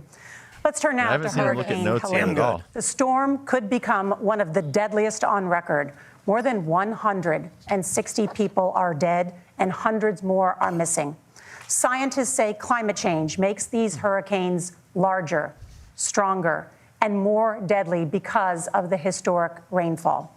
Senator Vance, according to CBS News polling, 7 in 10 Americans and more than 60% of Republicans under the age of 45 favor the U.S. taking steps to try and reduce climate change. Senator, what responsibility would the Trump administration have to try and reduce the impact of climate change? I'll give you 2 minutes. Sure. So first of all, let's start with the hurricane because it's an unbelievable, unspeakable human tragedy. I just saw today actually a photograph of 2 grandparents on a roof with a 6-year-old child, and it was the last photograph ever taken of them because the roof collapsed and those innocent people lost their lives. And I'm sure Governor Walz joins me in saying our hearts go out to those innocent people, our prayers go out to them, and we want as robust and aggressive as a response as we can get to save as many lives as possible, and then of course afterwards to help the people in those communities rebuild. I mean, these are communities that I love. Some of them I know very personally in Appalachia, all across the Southeast. They need their government to do their job. And I commit that when Donald Trump is president again, the government will put the citizens of this country first when they suffer from a disaster. Now, Nora, you asked about climate change. I think this is a very important issue. Look, a lot of people are justifiably worried about all these crazy weather patterns. I think it's important for us, first of all, to say Donald Trump and I support clean air, clean water. We want the environment to be cleaner and safer. But one of the things that I've noticed some of our Democratic friends talking a lot about is a concern about carbon emissions, this idea that carbon emissions drives all of the climate change. Well, let's just say that's true, just for the sake of argument, so we're not arguing about weird science. Let's just say that's true. Well, if you believe that, what would you want to do? The answer is that you'd want to reshore as much American manufacturing as possible, and you'd want to produce as much energy as possible in the United States of America, because we're the cleanest economy in the entire world. What have Kamala Harris's policies actually led to? More energy production in China, more manufacturing overseas, more doing business in some of the dirtiest parts of the entire world. And when I say that, I mean the amount of carbon emissions they're doing per unit of economic output. So if we actually care about getting cleaner air and cleaner water, the best thing to do is to double down and invest in American workers and the American people. And unfortunately, Kamala Harris has done exactly the opposite.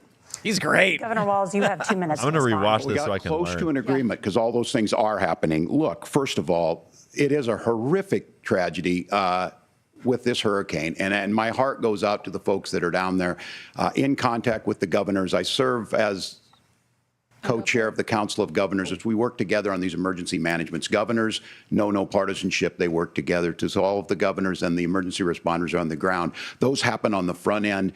The federal government comes in, makes sure they're there to that we recover, but we're still in that phase where we need to make sure that they're staying there, staying focused. Now, look, coming back to the climate change issue, there's no doubt this thing roared onto the scene faster and stronger than anything we've seen. Senator Vance has said that there's a climate problem in the past. Donald Trump called it a hoax and then joked that these things would make more beachfront property to be able to invest in. What we've seen out of the Harris administration now, the Biden-Harris administration, is we've seen this investment. We've seen massive investments, the biggest in global history that we've seen in the Inflation Reduction Act, has created jobs all across the country. 2,000 in Jeffersonville, Ohio, taking the EV technology that we invented and making it here. 200,000 jobs across the country. The largest solar manufacturing plant in North America sits in Minnesota. But my farmers know climate change is real. They've seen 500-year droughts, 500-year floods back to back. But what they're doing is adapting, and this has allowed them to tell me, look, I harvest corn, I harvest soybean, and I harvest wind. We are producing more natural gas and more oil at any time than we ever have. We're also producing more clean energy. So the solution for us is to continue to move forward, that climate change is real. Reducing our impact is absolutely critical, but this is not a false choice. You can do that at the same time you're creating the jobs that we're seeing all across the country. That's exactly what this administration has done. We are seeing us becoming an energy superpower for the future, not just the current. And that's what absolutely makes sense. And then we start thinking about how do we mitigate these disasters.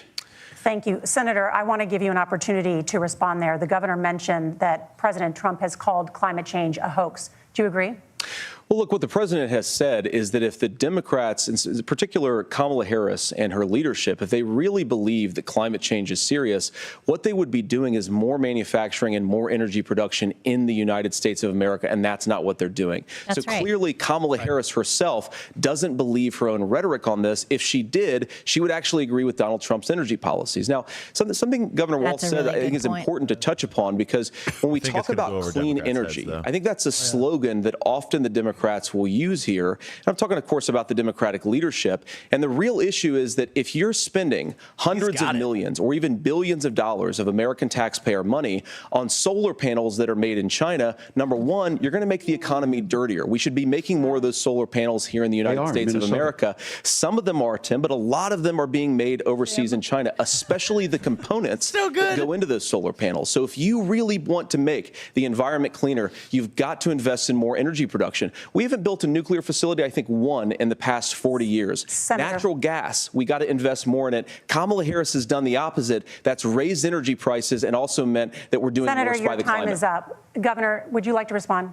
Well, look, we're producing more natural gas than we ever have. There's no moratorium on that. We're producing more oil. But the folks know, and like I said again, these are not liberal folks. These are not folks that are Green New Deal folks. These are farmers that have been drought one year, massive flooding the next year. They understand that it makes sense. Look, our number one export cannot be topsoil from erosion from these massive storms. We saw it in Minnesota this summer. Or to China. And thinking about how do we respond to that, we're thinking ahead on this. And what Kamala Harris has been able to do in Minnesota, we're starting to weatherproof some of these things. The infrastructure law that was passed allows us to think about mitigation in the future. How do we make sure that we're protecting by burying our power lines? How do we make sure that we're protecting lakefronts and things that we're seeing more and more of? But to call it a hoax and to take the oil company executives to Mar-a-Lago, say, give me money for my campaign, and I'll let you do whatever you want.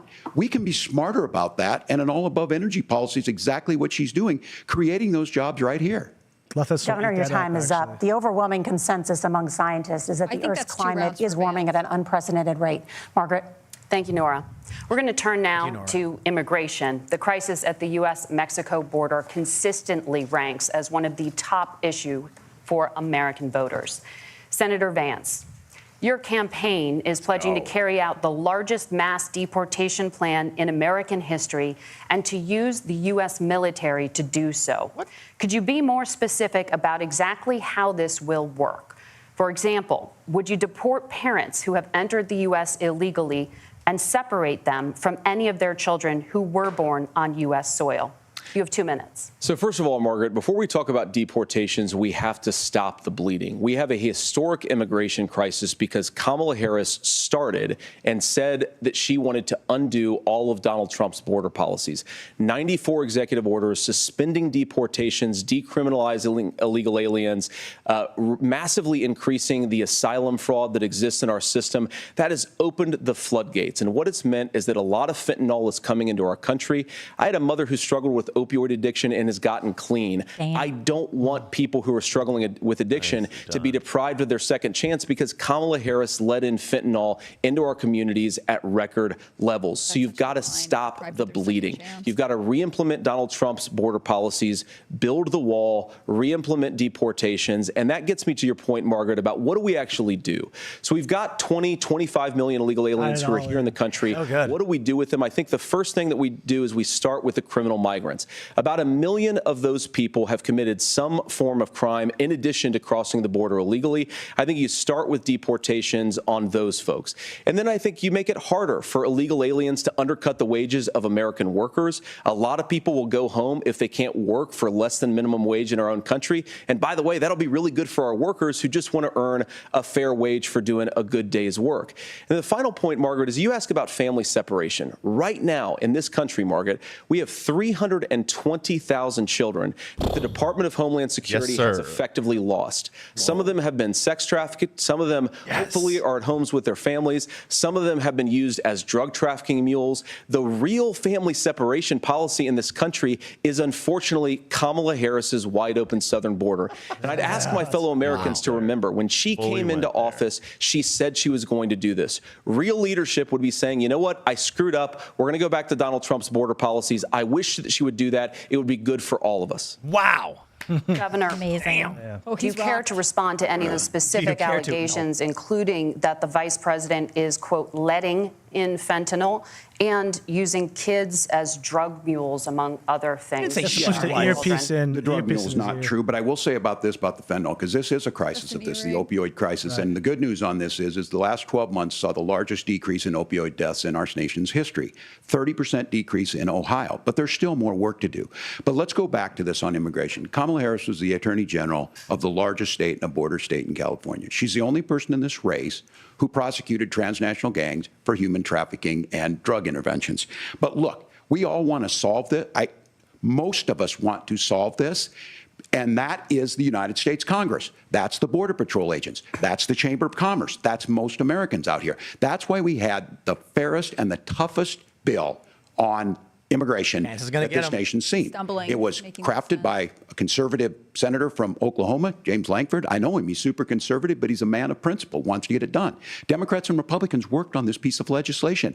The Border Patrol said, this is what we need in here. These are the experts. And the Chamber of Commerce and the Wall Street Journal said, pass this thing. Kamala Harris helped get there. 1,500 new border agents.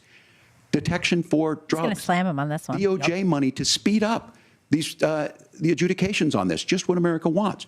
But as soon as I was getting ready to pass and actually tackle this, Donald Trump said no. told them to vote against it because it gives him a campaign issue. It gives him what would Donald Trump talk about if we actually did some of these things? And they need to be done by the legislature. You can't just do this through the executive branch. So look, we have the options to do this. Donald Trump had 4 years. Trump won the He had wall. 4 years to do this. And he killed it. Promised you, America, how easy it would be. Running the I'll build you a immigration big, problem beautiful with the wall, executive branch. and Mexico will They're pay funding for it. Less than And the 2% of that wall got built, and Mexico didn't pay a dime. But here we are again, 9 years after he came down that escalator, dehumanizing people, telling him what he was going to do. As far as the deportation plan, at one point, Senator Vance said it was so unworkable to be laughable. So that's where we're at. Pass the bill, she'll sign it. Governor, your time is up. Senator, the question was, will you separate parents from their children, even if their kids are U.S. citizens? You have 1 minute. Margaret, my point is that we already have massive child separations thanks to Kamala Harris's open border. And I didn't accuse Kamala Harris of inviting drug mules. I said that she enabled the Mexican drug cartels to operate freely in this country. And we know that they use children as drug mules. And it is a disgrace, and it has to stop. Look, I think what Tim said just doesn't pass the smell test. For 3 years, Kamala Harris went out bragging that she was going to undo Donald Trump's border policy. She did exactly that. We had a record number of illegal crossings. We had a record number of fentanyl coming into our country. And now that she's running for president, or a few months before, she says that somehow she got religion and cared a lot about a piece of legislation. The only thing that she did when she became the vice president, when she became the appointed border czar, was to undo 94 Donald Trump executive actions that opened the border. This problem is leading to massive problems in the United States of America.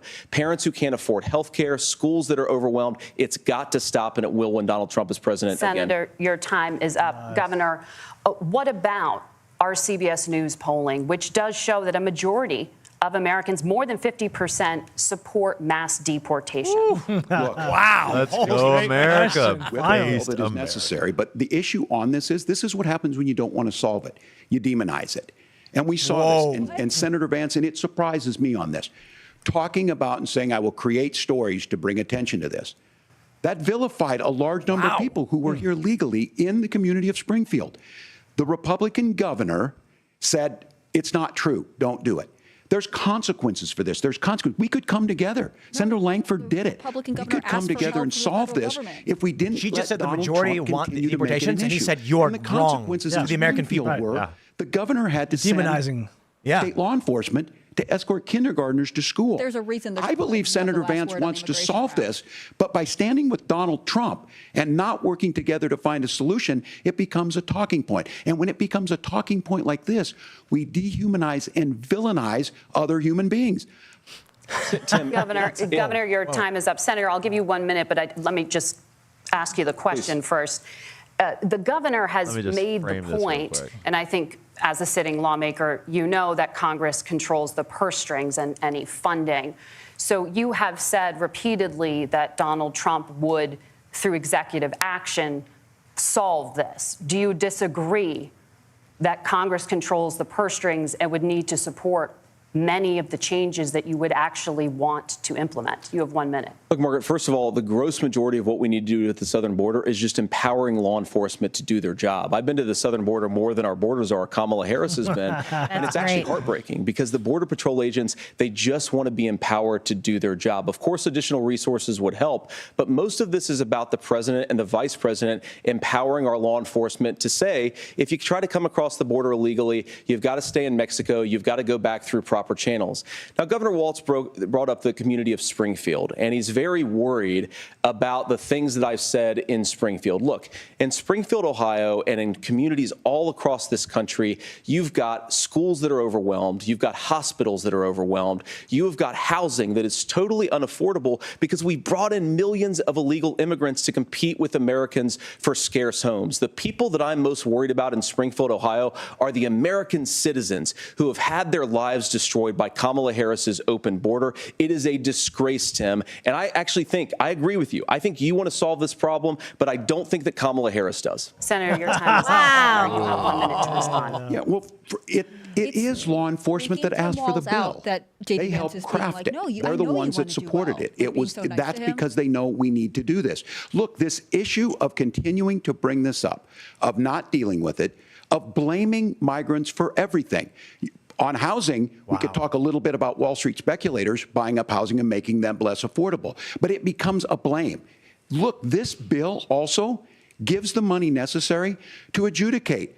I agree. It should not take 7 years for an asylum claim to be done. This bill gets it done in 90 days.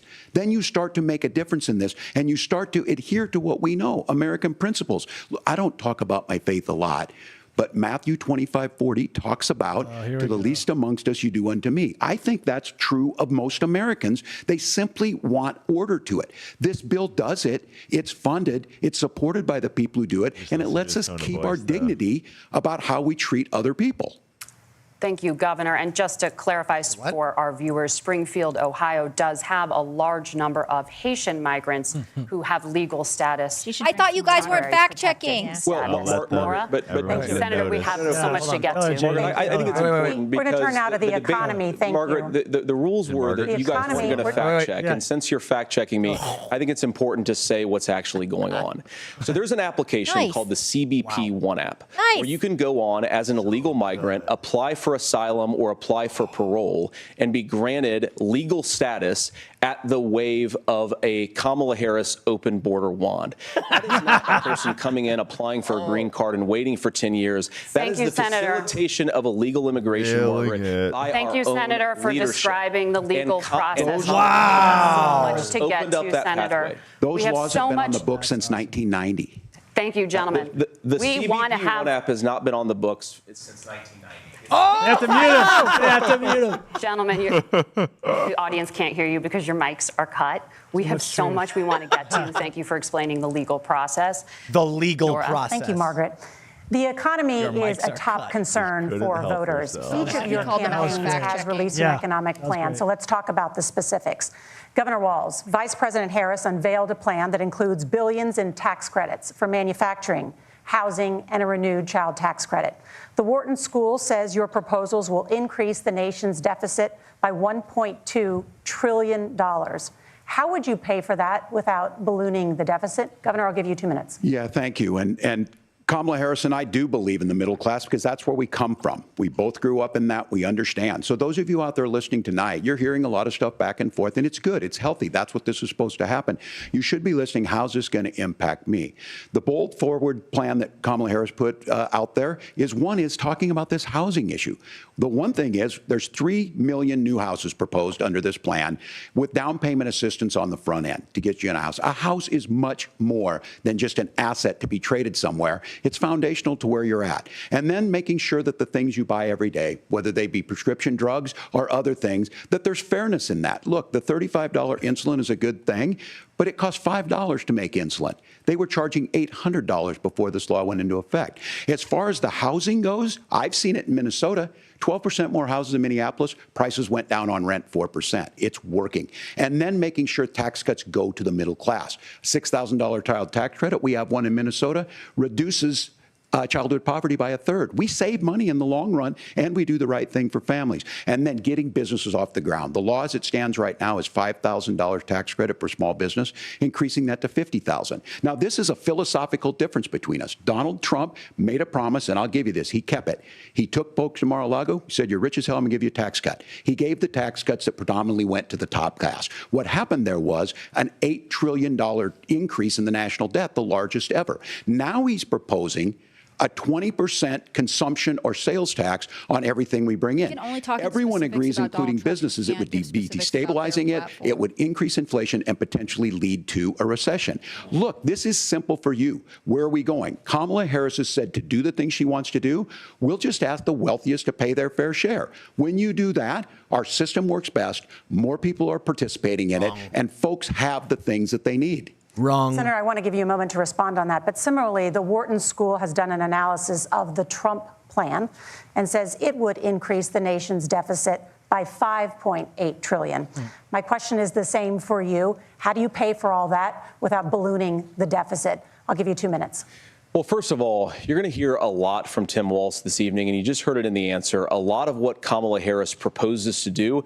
And some of it, I'll be honest with you, it even sounds pretty good. Here's what you won't hear, is that Kamala Harris has already done it. Because she's been the vice president for 3.5 years. She had the opportunity to enact all of these great policies. And what she's actually done instead is drive the cost of food higher by 25%, drive the cost of housing higher by about 60%, open the American southern border and make middle-class life unaffordable for a large number of Americans. If Kamala Harris has such great plans for how to address middle-class problems, then she ought to do them now. Not when asking for a promotion, but in the job the American people gave her 3.5 years ago. And the fact that she isn't tells you a lot about how much you can trust her actual plans. Now, Donald Trump's economic plan is not just a plan, but it's also a record. A lot of those same economists attack Donald Trump's plans, and they have PhDs, but they don't have common sense and they don't have wisdom. Because Donald Trump's economic policies delivered the highest take-home pay in a generation in this country, 1.5% inflation, and to boot, peace and security all over the world. So when people say that Donald Trump's economic plan doesn't make sense, I say look at the record. He delivered rising take-home pay for American workers. Now, Tim admirably admits that they want to undo the Trump tax cuts. But if you look at what was so different about Donald Trump's tax cuts, even from previous Republican tax cut plans, is that a lot of those resources went to giving more take-home pay to middle-class and working-class Americans. It was passed in 2017, and you saw an American economic boom unlike we've seen in a generation in this country. That is a record that I'm proud to run on, and we're going to get back to that common sense wisdom so that you can afford to live the American dream again. I know a lot of you are struggling. I know a lot of you are worried about paying the bills. It's going to stop when Donald Trump brings back common sense to this country. Governor, do you want to respond to that? What has Kamala Harris done for the middle class? Kamala Harris's day one was Donald Trump's failure on COVID that led to the collapse of our economy. We were already before COVID in a manufacturing recession, but 10 million people out of work, largest percentage since the Great Depression. 9 million jobs closed on that. That was day one, whether it was the Infrastructure Act or other things we moved. Now, you made a question about experts, said this. I've made a note of this. Economists can't be trusted. Science can't be trusted. National security folks can't be trusted. Look, if you're going to be president, you don't have all the answers. Donald Trump believes he does. My pro tip of the day is this. If you need heart surgery, listen to the people at the Mayo Clinic in Rochester, Minnesota, not Donald Trump. And the same thing goes with this. And I ask you out there, teachers, nurses, truck drivers, or whatever, how is it fair that you're paying your taxes every year and Donald Trump hasn't paid any federal tax in the last 15 years, the last year as president? That's what's wrong with the system. There's a way around it, and he's bragged about that. We're just asking for fairness in it, and that's all you want. You can see on JD. You have a minute. Governor, you say trust the experts. Those same experts for 40 years said that if we shipped our manufacturing base off to China, we'd get cheaper goods. They lied about that. They said if we shipped our industrial base off to other countries, to Mexico and elsewhere, it would make the middle class stronger. They were wrong about that. They were wrong about the idea that if we made America less self-reliant, less productive in our own nation, that it would somehow make us better off, and they were wrong about it. And for the first time in a generation, Donald Trump had the wisdom and the courage to say to that bipartisan consensus, we're not doing it anymore. We're bringing American manufacturing back. We're unleashing American energy. We're going to make more of our own stuff. And this isn't just an economic issue. I mean, I've got 3 beautiful little kids at home, 7, 4, and 2, and I love them very much, and I hope they're in bed right now. But look, so many of the drugs, the pharmaceuticals that we put in the bodies of our children are manufactured by nations that hate us. This has to stop, and we're not going to stop it by listening to experts. We're going to stop it by listening to common sense wisdom, which is what Donald Trump governed on. Senator, Governor Walz, can you address that? I mean, voters say they trust Donald Trump on the economy. Let me tell you what you should say. If you're listening tonight and you want billionaires to get tax cuts, you heard what the numbers were. Look, I'm a union guy on this. I'm not a guy who wanted to ship things overseas, but I understand that, look, we produce soybeans and corn. We need to have fair trading partners. That's something that we believe in. I think the thing that most concerns me on this is Donald Trump was the guy who created the largest trade deficit in American history with China.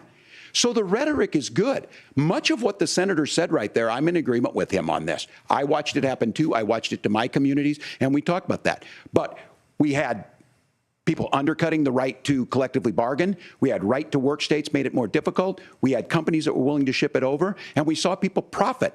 Folks that are venture capital in some cases, putting money into companies that were overseas. We're in agreement that we bring those home. The issue is Donald Trump is talking about it. Kamala Harris has a record, 250,000 more manufacturing jobs just out of the IRA. May I respond to that? Yes.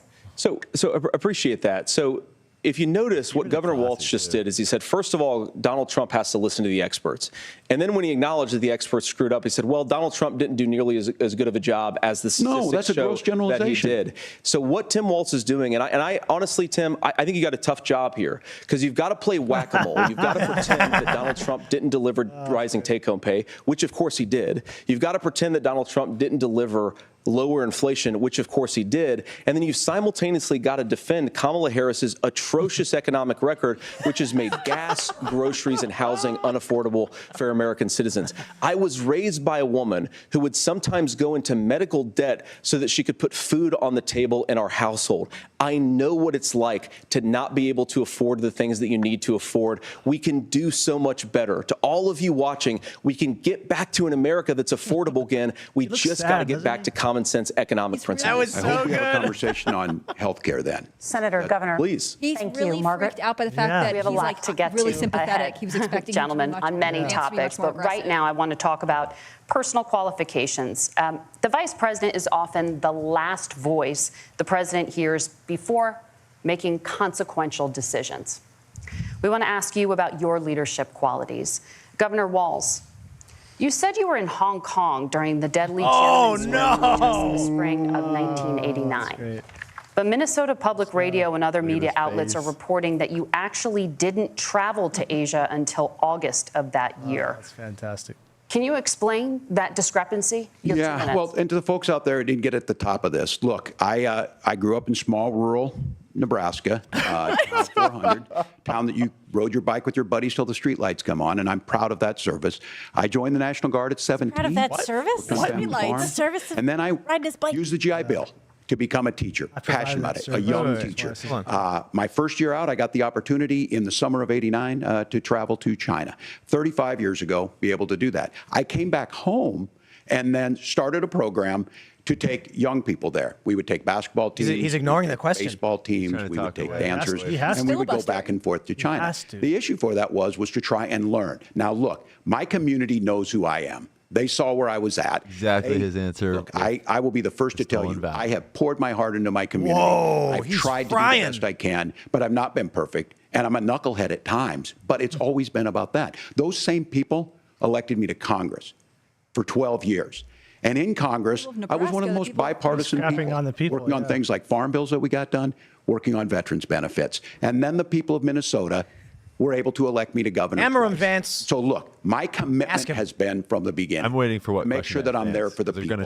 To make sure that I get this right. I will say more than anything.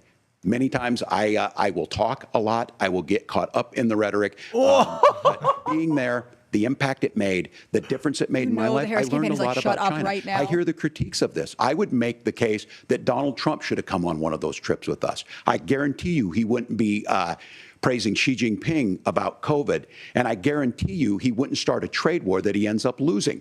So this is about trying to understand the world. It's about trying to do the best Were you there can in for May your or August? community. And then it's putting yourself out there and letting your folks understand what it is. My commitment, whether it be teaching, which I was good at, or whether it was being a good soldier or was being a good member of Congress, those are the things that I think are the values that people care about. Governor, just to follow up on that, the question was, can you explain the discrepancy? All I said on this is I got there that summer and misspoke on this. So I will just... That's his what I've defense said. always. I misspoke. So I was in Hong Kong and China during the democracy protests went in. And from that, I learned a lot of what needed to be in governance. Wow. Thank you, Governor. That should go, you Senator lied. Vance, in 2016, you called your running mate Donald Trump Hey, bravo, unfit moderators. for the nation's highest office, they just and you gave said him he this. could be America's Hitler. I know you've been asked many times, and you've said you regret those comments, and explained you then voted for Donald Trump in 2020. But the Washington Post reported new messages last week in which you also disparaged Trump's economic record while he was president, writing to someone in 2020, quote, Trump thoroughly failed to deliver his economic populism. You're now his running mate, and you've shifted many of your policy stances to align with his. If you become vice president, why should Americans trust that you will give Donald Trump the advice he needs to hear and not just the advice he wants to hear? You have 2 minutes. Well, first of all, Margaret, because I've always been open. And sometimes, of course, I've disagreed with the president, but I've also been extremely open about the fact that I was wrong about Donald Trump. I was wrong, first of all, because I believed some of the media stories that turned out to be dishonest fabrications of his record. But most importantly, Donald Trump delivered for the American people. Rising wages, rising take-home pay, an economy that worked for normal Americans, a secure southern border, a lot of things, frankly, that I didn't think he'd be able to deliver on. And yeah, when you screw up, when you misspeak, when you get something wrong and you change your mind, you ought to be honest with the American people about it. It's one of the reasons, Margaret, why I've done so many interviews is because I think it's important to actually explain to the American people where I come down on the issues and what changed. Now, you pointed out the messages from 2020. Margaret, I've been extremely consistent that I think there were a lot of things that we could have done better in the Trump administration the first round if Congress was doing its job. I strongly believe, and I've been a United States senator, that Congress is not just a high-class debating society. It's not just a forum for senators and congressmen to whine about problems. It's a forum to govern. So there were a lot of things on the border, on tariffs, for example, where I think that we could have done so much more if the Republican Congress and the Democrats in Congress had been a little bit better about how they govern the country. They were so obsessed with impeaching Donald Trump, they couldn't actually govern. And I want to talk about this tariff issue in particular, Margaret, because Tim just accused this of being a national sales tax. Look, the one thing, and you're not probably surprised to hear me praising Joe Biden, but the one thing that Joe Biden did is he continued some of the Trump tariffs that protected American manufacturing jobs. And it's the one issue, the most pro-worker part of the Biden administration, it's the one issue where Kamala Harris has run away from Joe Biden's record. Think about this. If you're trying to employ slave laborers in China at $3 a day, you're going to do that and undercut the wages of American workers unless our country stands up for itself and says you're not accessing our markets unless you're paying middle-class Americans a fair wage. Senator, your time is up. Nora? Thank you. Now to the issue of reproductive rights. Governor Walz, after Roe versus Wade was overturned, you signed a bill into law that made Minnesota one of the least restrictive states in the nation when it comes to abortion.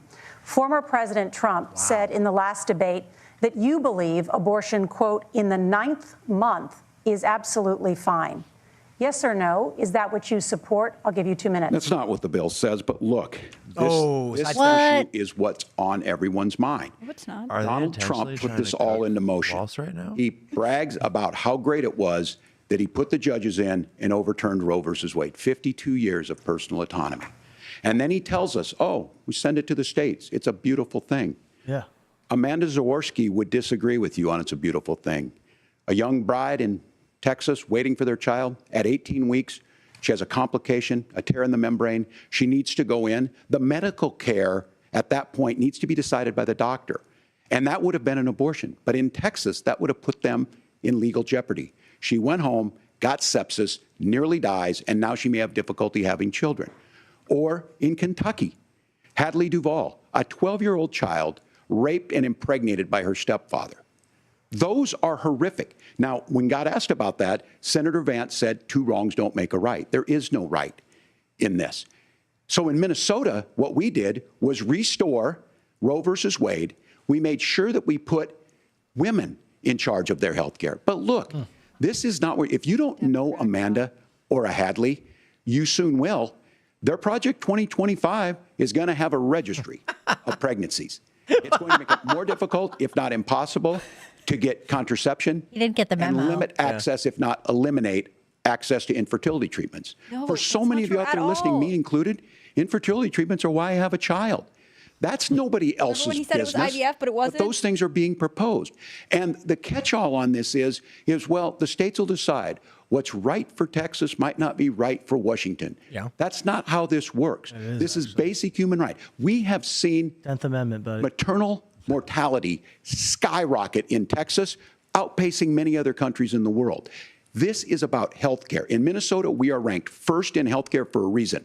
We trust women. We trust doctors. Senator, do you want to respond to the governor's claim? Will you create a federal pregnancy monitoring agency?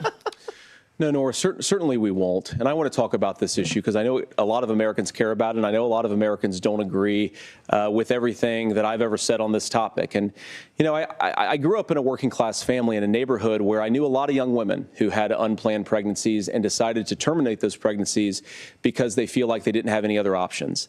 And, you know, one of them is actually very dear to me. And I know she's watching tonight, and I love you. And she told me something a couple years ago that she felt like if she hadn't had that abortion, that it would have destroyed her life because she was in an abusive relationship. And I think that what I take from that as a Republican who proudly wants to protect innocent life in this country, who proudly wants to protect the vulnerable, is that my party, we've got to do so much better of a job at earning the American people's trust back on this issue where they frankly just don't trust us. And I think that's one of the things that Donald Trump and I are endeavoring to do. I want us as a Republican Party to be pro-family in the fullest sense of the word. I want us to support fertility treatments. I want us to make it easier for moms to afford to have babies. I want it to make it easier for young families to afford a home so they can afford a place to raise that family. And I think there's so much that we can do on the public policy front just to give women more options. Now, of course, Donald Trump has been very clear that on the abortion policy specifically, that we have a big country and it's diverse. And California has a different viewpoint on this than Georgia. Georgia has a different viewpoint from Arizona. And the proper way to handle this, as messy as democracy sometimes is to let voters make these decisions, let the individual states make their abortion policy. And I think that's what makes the most sense in a very big, a very diverse, and let's be honest, sometimes a very, very messy and divided country. Governor, would you like to respond? I agree. That's a good answer. That was a great answer. Yeah, well, the question got asked, and Donald Trump made the accusation that wasn't true about Minnesota. Well, let me tell you about this idea that there's diverse states. There's a young woman named Amber Thurman. She happened to be in Georgia, a restrictive state. Because of that, she had to travel a long distance to North Carolina to try and get her care. Amber Thurman died in that journey back and forth. No, that's not when she died. The fact of the matter is, how can we as a nation say that your life and your rights, as basic as the right to control your own body, is determined on geography? There's a very real chance, had Amber Thurman lived in Minnesota, she would be alive today. That's why the restoration of Roe versus Wade. When you listen to Vice President Harris talk about this subject and you hear me talk about it, you hear us talking exactly the same. Donald Trump is trying to figure out how to get the political right of this. I agree with a lot of what Senator Vance said about what's happening. His running mate, though, does not, and that's the problem. Governor, your time is up. Senator, let me ask you about that. He mentioned, was, I think, referring to a national ban. In the past, you have supported a federal ban on abortion after 15 weeks. In fact, you said if someone can't support legislation like that, quote, you are making the United States the most barbaric pro-abortion regime anywhere in the entire world. My question is, why have you changed your position? Well, Nora, first of all, I never supported a national ban. I did when I was running for Senate in 2022 talk about setting some minimum national standard. For example, we have a partial birth abortion ban in place in this country at the federal level. I don't think anybody's trying to get rid of that, or at least I hope not, though I know that Democrats have taken a very radical pro-abortion stance. But Nora, you know, one of the things that changed is in the state of Ohio, we had a referendum in 2023, and the people of Ohio voted overwhelmingly, by the way, against my position. And I think that what I learned from that, Nora, is that we've got to do a better job at winning back people's trust. So many young women would love to have families. So many young women also see an unplanned pregnancy as something that's going to destroy their livelihood, destroy their education, destroy their relationships. And we have got to earn people's trust back. And that's why Donald Trump and I are committed to pursuing pro-family policies, making child care more accessible, making fertility treatments more accessible, because we've got to do a better job at that. And that's what real leadership is. Governor, your response. Well, I'm going to respond on the pro-abortion piece of that. No, we're not. We're pro-women. We're pro-freedom to make your own choice. We know what the implications are to not be that. Women having miscarriages, women not getting the care, physicians feeling like they may be prosecuted for providing that care. And as far as making sure that we're educating our children and giving them options, Minnesota's a state with one of the lowest teen pregnancy rates. We understand that too. We know that the options need to be available, and we make that true. We also make it, we're a top 3 state for the best place to raise children. But these two things, to try and say that we're pro-children, but we don't like this, or you guys are pro-abortion, that's not the case at all.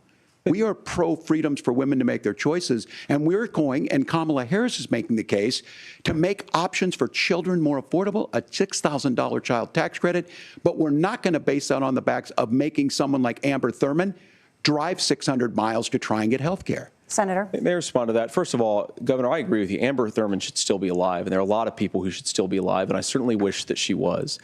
And maybe you're free to disagree with me on this and explain this to me, but as I read the Minnesota law that you signed into law, the statute that you signed into law, it says that a doctor who presides over an abortion where the baby survives, the doctor is under no obligation to provide life-saving care to a baby who survives a botched late-term abortion. That is, I think, whether you're pro-choice or pro-abortion, that is fundamentally barbaric. And that's why I use that word, Nora, is because some of what we've seen, do you want to force Catholic hospitals to perform abortions against their will? Because Kamala Harris has supported suing Catholic nuns to violate their freedom of conscience. We can be a big and diverse country where we respect people's freedom of conscience and make the country more pro-baby and pro-family. But please. Yes, Governor, please respond. Look, this is one where there's always something there. This is a very simple proposition. These are women's decisions to make about their healthcare decisions, and the physicians who know best when they need to do this. Vance is correct. Distort the way a law is written. I got the legislation pulled up. Try and make a point. That's not it. What was I wrong about, Governor? Please tell me. What was I wrong about? That is not the way the law is written. Look, I've given this advice on a lot of things, that getting involved, that's been misread, and it was fact-checked at the last debate.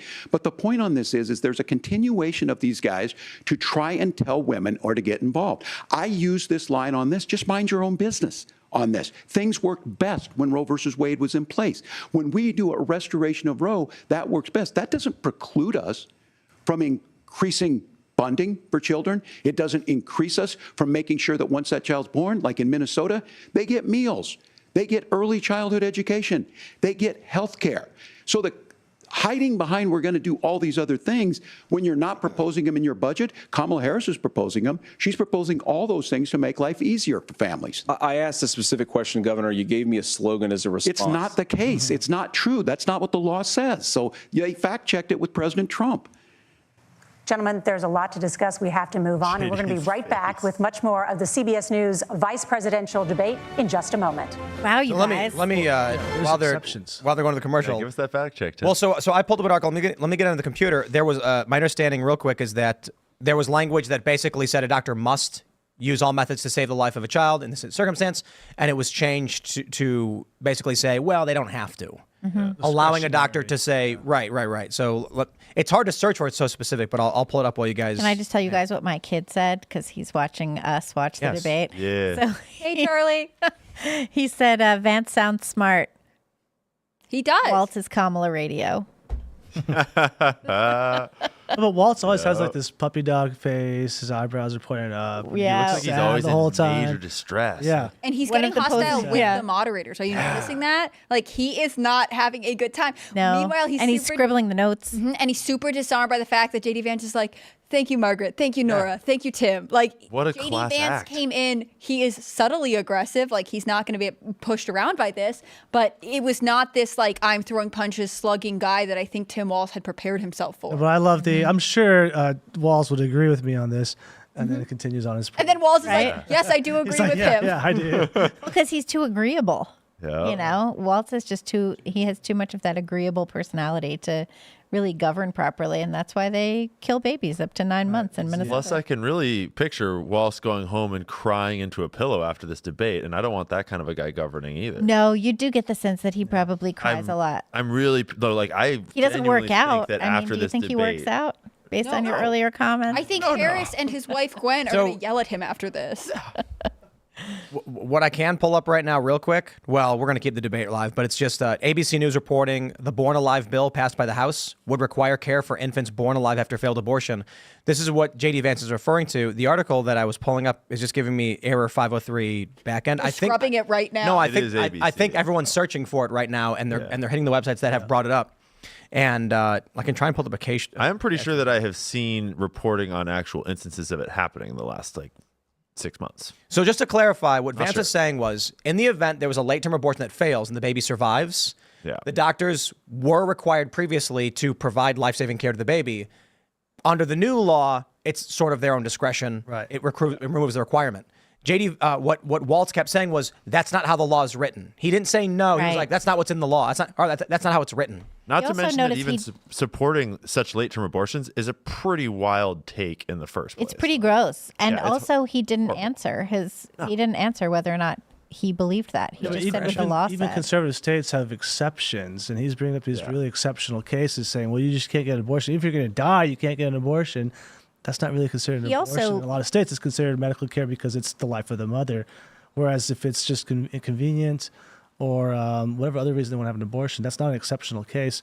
What he's bringing up is like the 1% of abortions. Mm-hmm. I love. He's talking about Amber Thurman, right? Amber Thurman died during emergency surgery after taking an abortion pill and experiencing a rare complication. Like, this is not her just not getting denied care and then she's doing whatever. Like, this is an unusual circumstances where she was already choosing to undergo an abortion and died during emergency surgery. I think this is a little bit different. Caused by the abortion itself. Caused by abortion pills. Yes. Caused by these abortion pills are actually really would not have dangerous. suffered from it if she had not taken the pill. Exactly. The bill strips out Minnesota's existing requirement that reasonable measures be taken to preserve the life and health of born alive infants, replacing it with a requirement for care, which is the bill's House author Rep. Tina Leibling, DFL Rochester, has described as mere comfort care.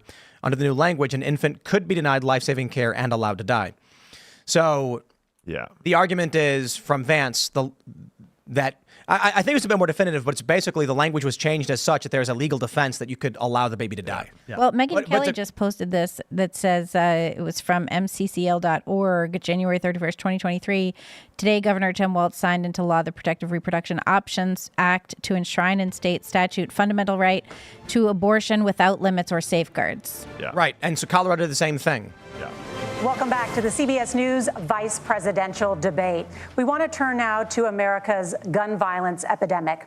The leading cause of death for children and teens in America is by firearms. Senator Vance, you oppose most gun legislation that Democrats claim would curb gun violence. You oppose red flag gun laws and legislation to ban certain semi-automatic rifles, including AR-15s. So let me ask you, earlier this year, for the first time, the parents of a school shooter were convicted of involuntary manslaughter and sentenced to 10 years in prison.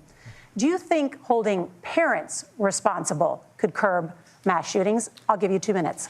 Yeah, well, Nora, on that particular case, I don't know the full details, but I certainly trust local law enforcement and local authorities to make those decisions. I think in some cases the answer is going to be yes, and in some cases the answer is going to be no. And the details really matter here, of course. For example, if a kid steals a gun, that's going to be different than if a parent hands over a gun knowing that their kid is potentially dangerous. But look, I want to just sort of speak as a father of 3 beautiful little kids, and our oldest is now in 2nd grade. And like a lot of parents, we send our kids to school with such hope and such joy and such pride at their little faces on the first day of school. And we know, unfortunately, that a lot of kids are going to experience this terrible epidemic of gun violence. And of course, our hearts go out to the families that are affected by this terrible stuff. And we do have to do better. And I think that Governor Walz and I actually probably agree that we need to do better on this. The question is just, how do we actually do it? Now, here's something that really bothers me and worries me about this epidemic of violence. The gross majority, close to 90% in some of the statistics I've seen, of the gun violence in this country is committed with illegally obtained firearms. And while we're on that topic, we know that thanks to Kamala Harris's open border, we've seen a massive influx in the number of illegal guns run by the Mexican drug cartel. So that number, the amount of illegal guns in our country is higher today than it was 3.5 years ago. But what do we do about about the schools? What do we do to protect our kids? And I think the answer is, and I say this not loving the answer, because I don't want my kids to go to school in a school that feels unsafe or where there are visible signs of security. But I unfortunately think that we have to increase security in our schools. We have to make the doors lock better. We have to make the doors stronger. We've got to make the windows stronger. And of course, we've got to increase school resource officers, because the idea that we can magically wave a wand and take guns out of the hands of bad guys, it just doesn't fit with recent experience. So we've got to make our schools safer. And I think we've got to have some common sense bipartisan solutions for how to do that. Governor, you have 2 minutes. Well, I think all the parents watching tonight, this is your biggest nightmare. Look, I got a 17-year-old, and he witnessed a shooting at a community center playing volleyball. Those things don't leave you. As a member of Congress, I sat in my office surrounded by dozens of the Sandy Hook parents, and they were looking at my 7-year-old picture on the wall. Their 7-year-old were dead, and they were asking us to do something. And look, I'm a hunter. I own firearms. The vice president is. We understand that the Second Amendment is there, but our first responsibility is to our kids to figure this out. In Minnesota, we've enacted enhanced red flag laws, enhanced background checks, and we can start to get data. But here's the problem. If we really want to solve this, we've got folks that won't allow research to be even done on gun violence. And this idea that we should just live with it, here's what I do think, that this is a good start to the conversation. I 100% believe that Senator Vance hates it when these kids, it's abhorrent and it breaks your heart. I agree with that. But that's not far enough when we know there are things that worked. I've spent time in Finland and seen some Finnish schools. They don't have this happen, even though they have a high gun ownership rate in the country. There are reasonable things that we can do to make a difference.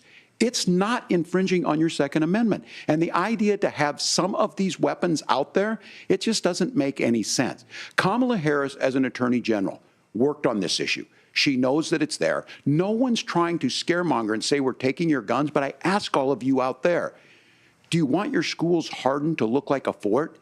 Is that what we have to go? When we know there's countries around the world that their children aren't practicing these types of drills. They're being kids. We owe it to them to get a fix. These are things that shouldn't be that difficult. You can still keep your firearms, and we can make a difference. We have to. If you're listening tonight, this breaks your heart. Senator. Tim, first of all, I didn't know that your 17-year-old witnessed a shooting. And I'm sorry about that, and I hope that he's doing okay. Christ have mercy. It is awful. And I appreciate what Tim said, actually, about Finland, because I do think it illustrates some of the frankly, weird differences between our own country's gun violence problem and Finland. Okay, first of all, we have way higher rates of mental health abuse or mental health substance abuse. We have way higher rates of depression, way higher rates of anxiety. We unfortunately have a mental health crisis in this country that I really do think that we need to get to the root causes of, because I don't think it's the whole reason why we have such a bad gun violence problem, but I do think it's a big piece of it. Another driver of the gun violence epidemic, especially that affecting our kids, it doesn't earn as many headlines, but is the terrible gun violence problem in a lot of our big cities. And this is why we have to empower law enforcement to arrest the bad guys, put them away, and take gun offenders off the streets.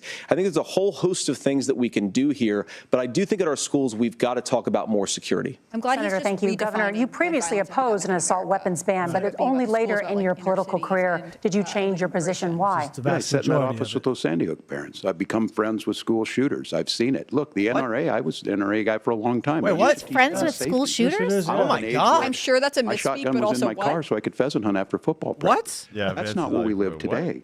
And several things I want to mention on this is he must have meant the talking about cities and where it's at. The number one shooting victims where the most firearm deaths happen in Minnesota are rural suicides, and we have an epidemic of children getting guns and shooting themselves.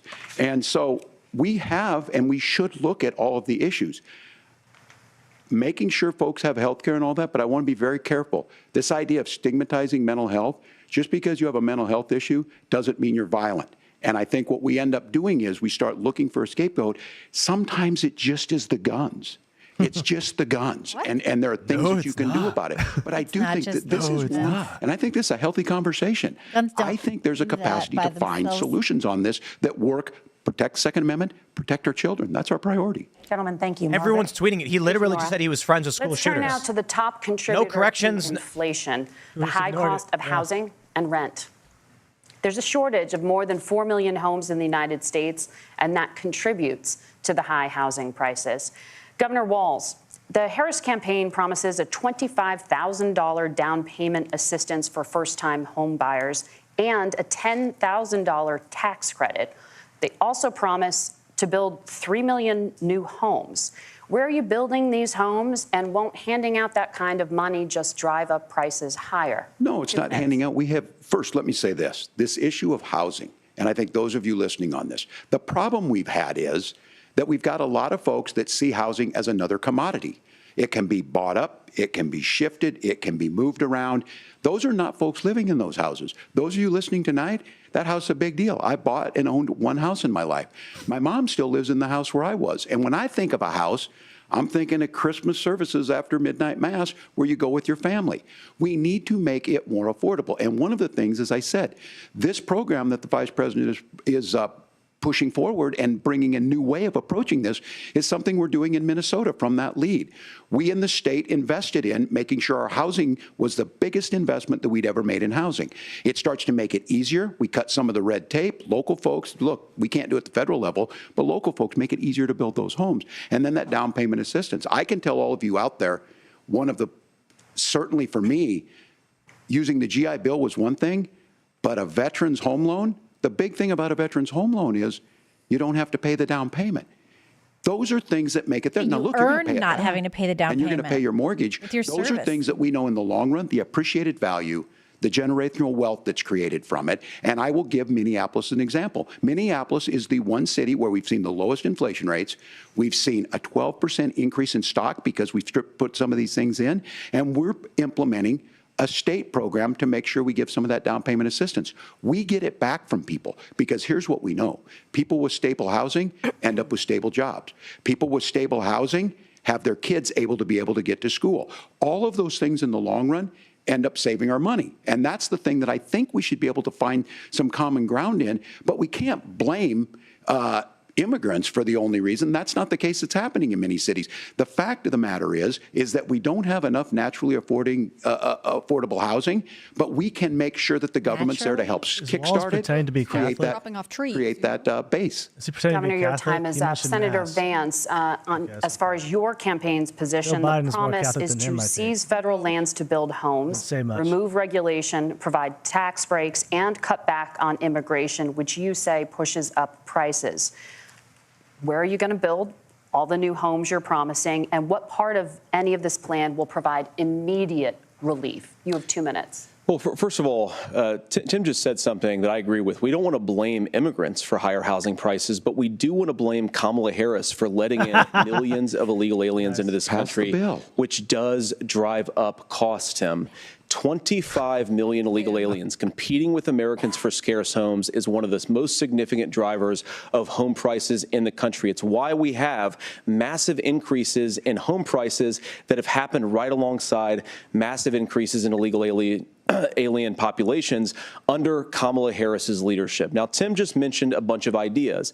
Now, some of those ideas I actually think are halfway decent, and some of them I disagree with. But the most important thing here is Kamala Harris is not running as a newcomer to politics. She is the sitting vice president. If she wants to enact all of these policies to make housing more affordable, I invite her to use the office that the American people already gave her, not sit around and campaign and do nothing while Americans find the American dream of homeownership completely unaffordable. Now, you asked, Margaret, what would immediately change the equation for American citizens?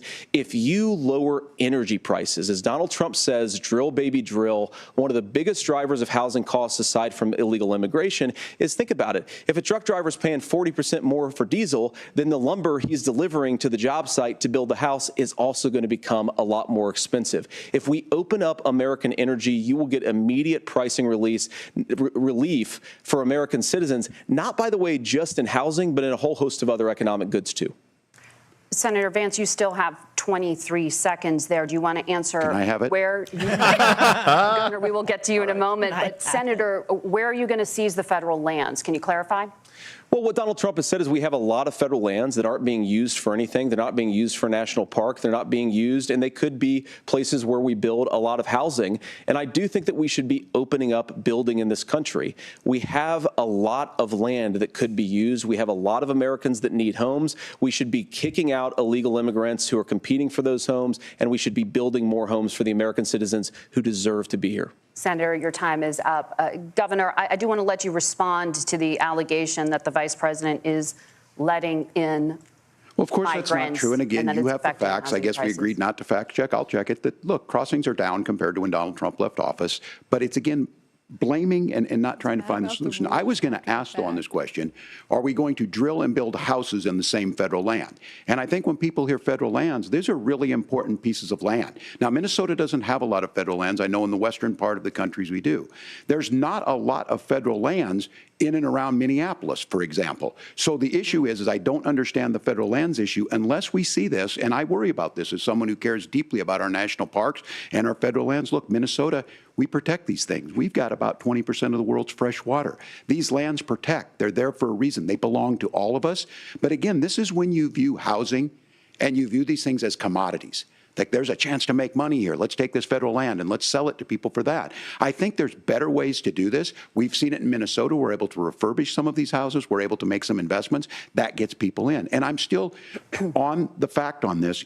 Economists, Senator Vance, you said you don't like the economists. Which economists are saying that it is immigrants that's adding to the cost? Governor, your time is up. But Senator, on that point, I'd like for you to clarify. There are many contributing factors to high housing costs. What evidence do you have that migrants are part of this problem? Well, there's a Federal Reserve study that we're happy to share after the debate. We'll put it up on social media, actually, that really drills down on the connection between increased levels of migration, especially illegal immigration, and higher housing prices. Now, of course, Margaret, that's not the entire driver of higher housing prices. It's also the regulatory regime of Kamala Harris.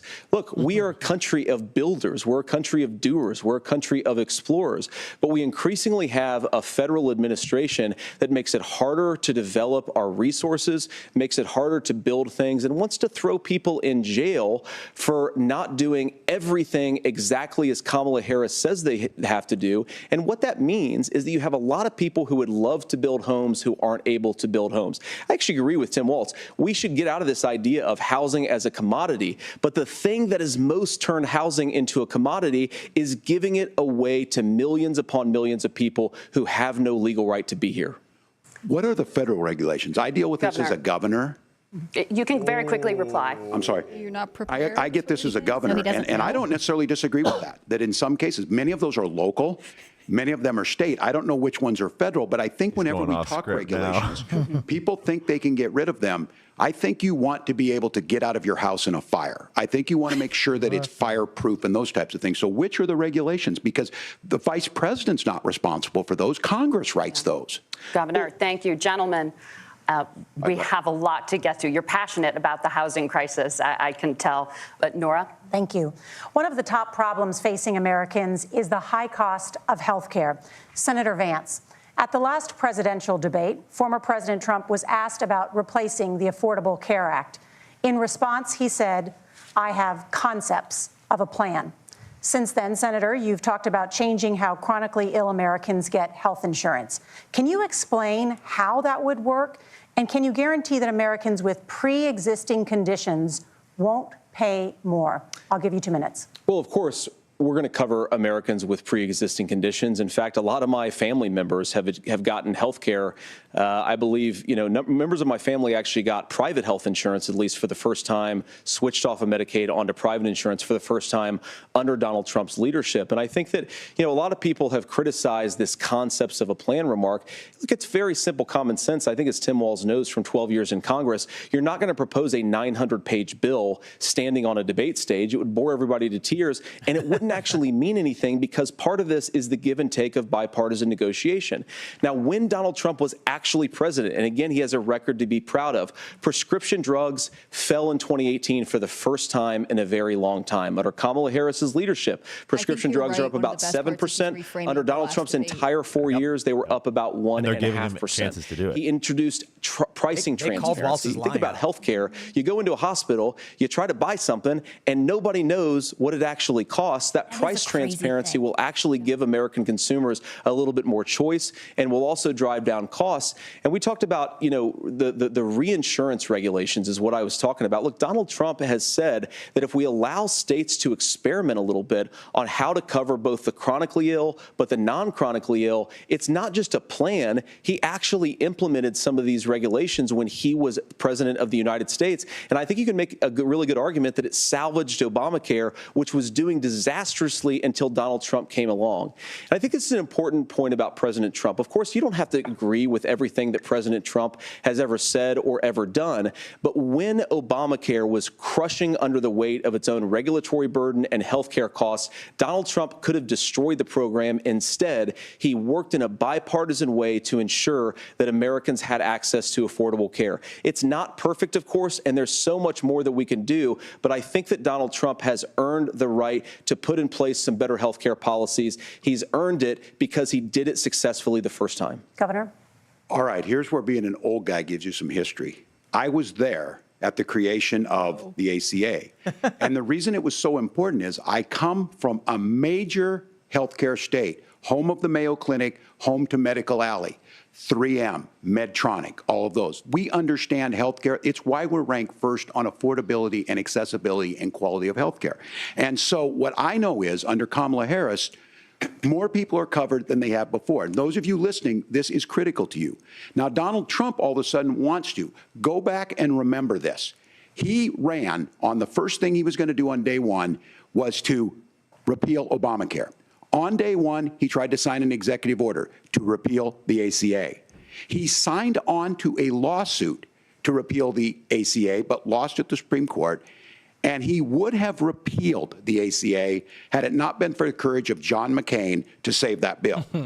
Now, fast forward, what that means to you is you lose your pre-existing conditions. If you're sitting at home and you got asthma, too bad. If you're a woman, probably not. Broke your foot during football, might kick you out. Your kids get kicked out when they're 26. Kamala Harris negotiated drug prices for the first time with Medicare. We have 10 drugs that will come online, the most common ones that'll be there. But look, this issue, and when Donald Trump said, I've got a concept of a plan, it cracked me up as a fourth grade teacher because my kids would have never given me that. But what Senator Vance just explained might be worse than a concept. Because what he explained is pre-Obama. Yeah, everyone has a plan until they get punched in the mouth. Because I have done this for a long time. What they're saying is, if you're healthy, why should you be paying more? So what they're going to do is let insurance companies pick who they insure, because guess what happens? You pay your premium, it's not much. They figure they're not going to have to pay out to you.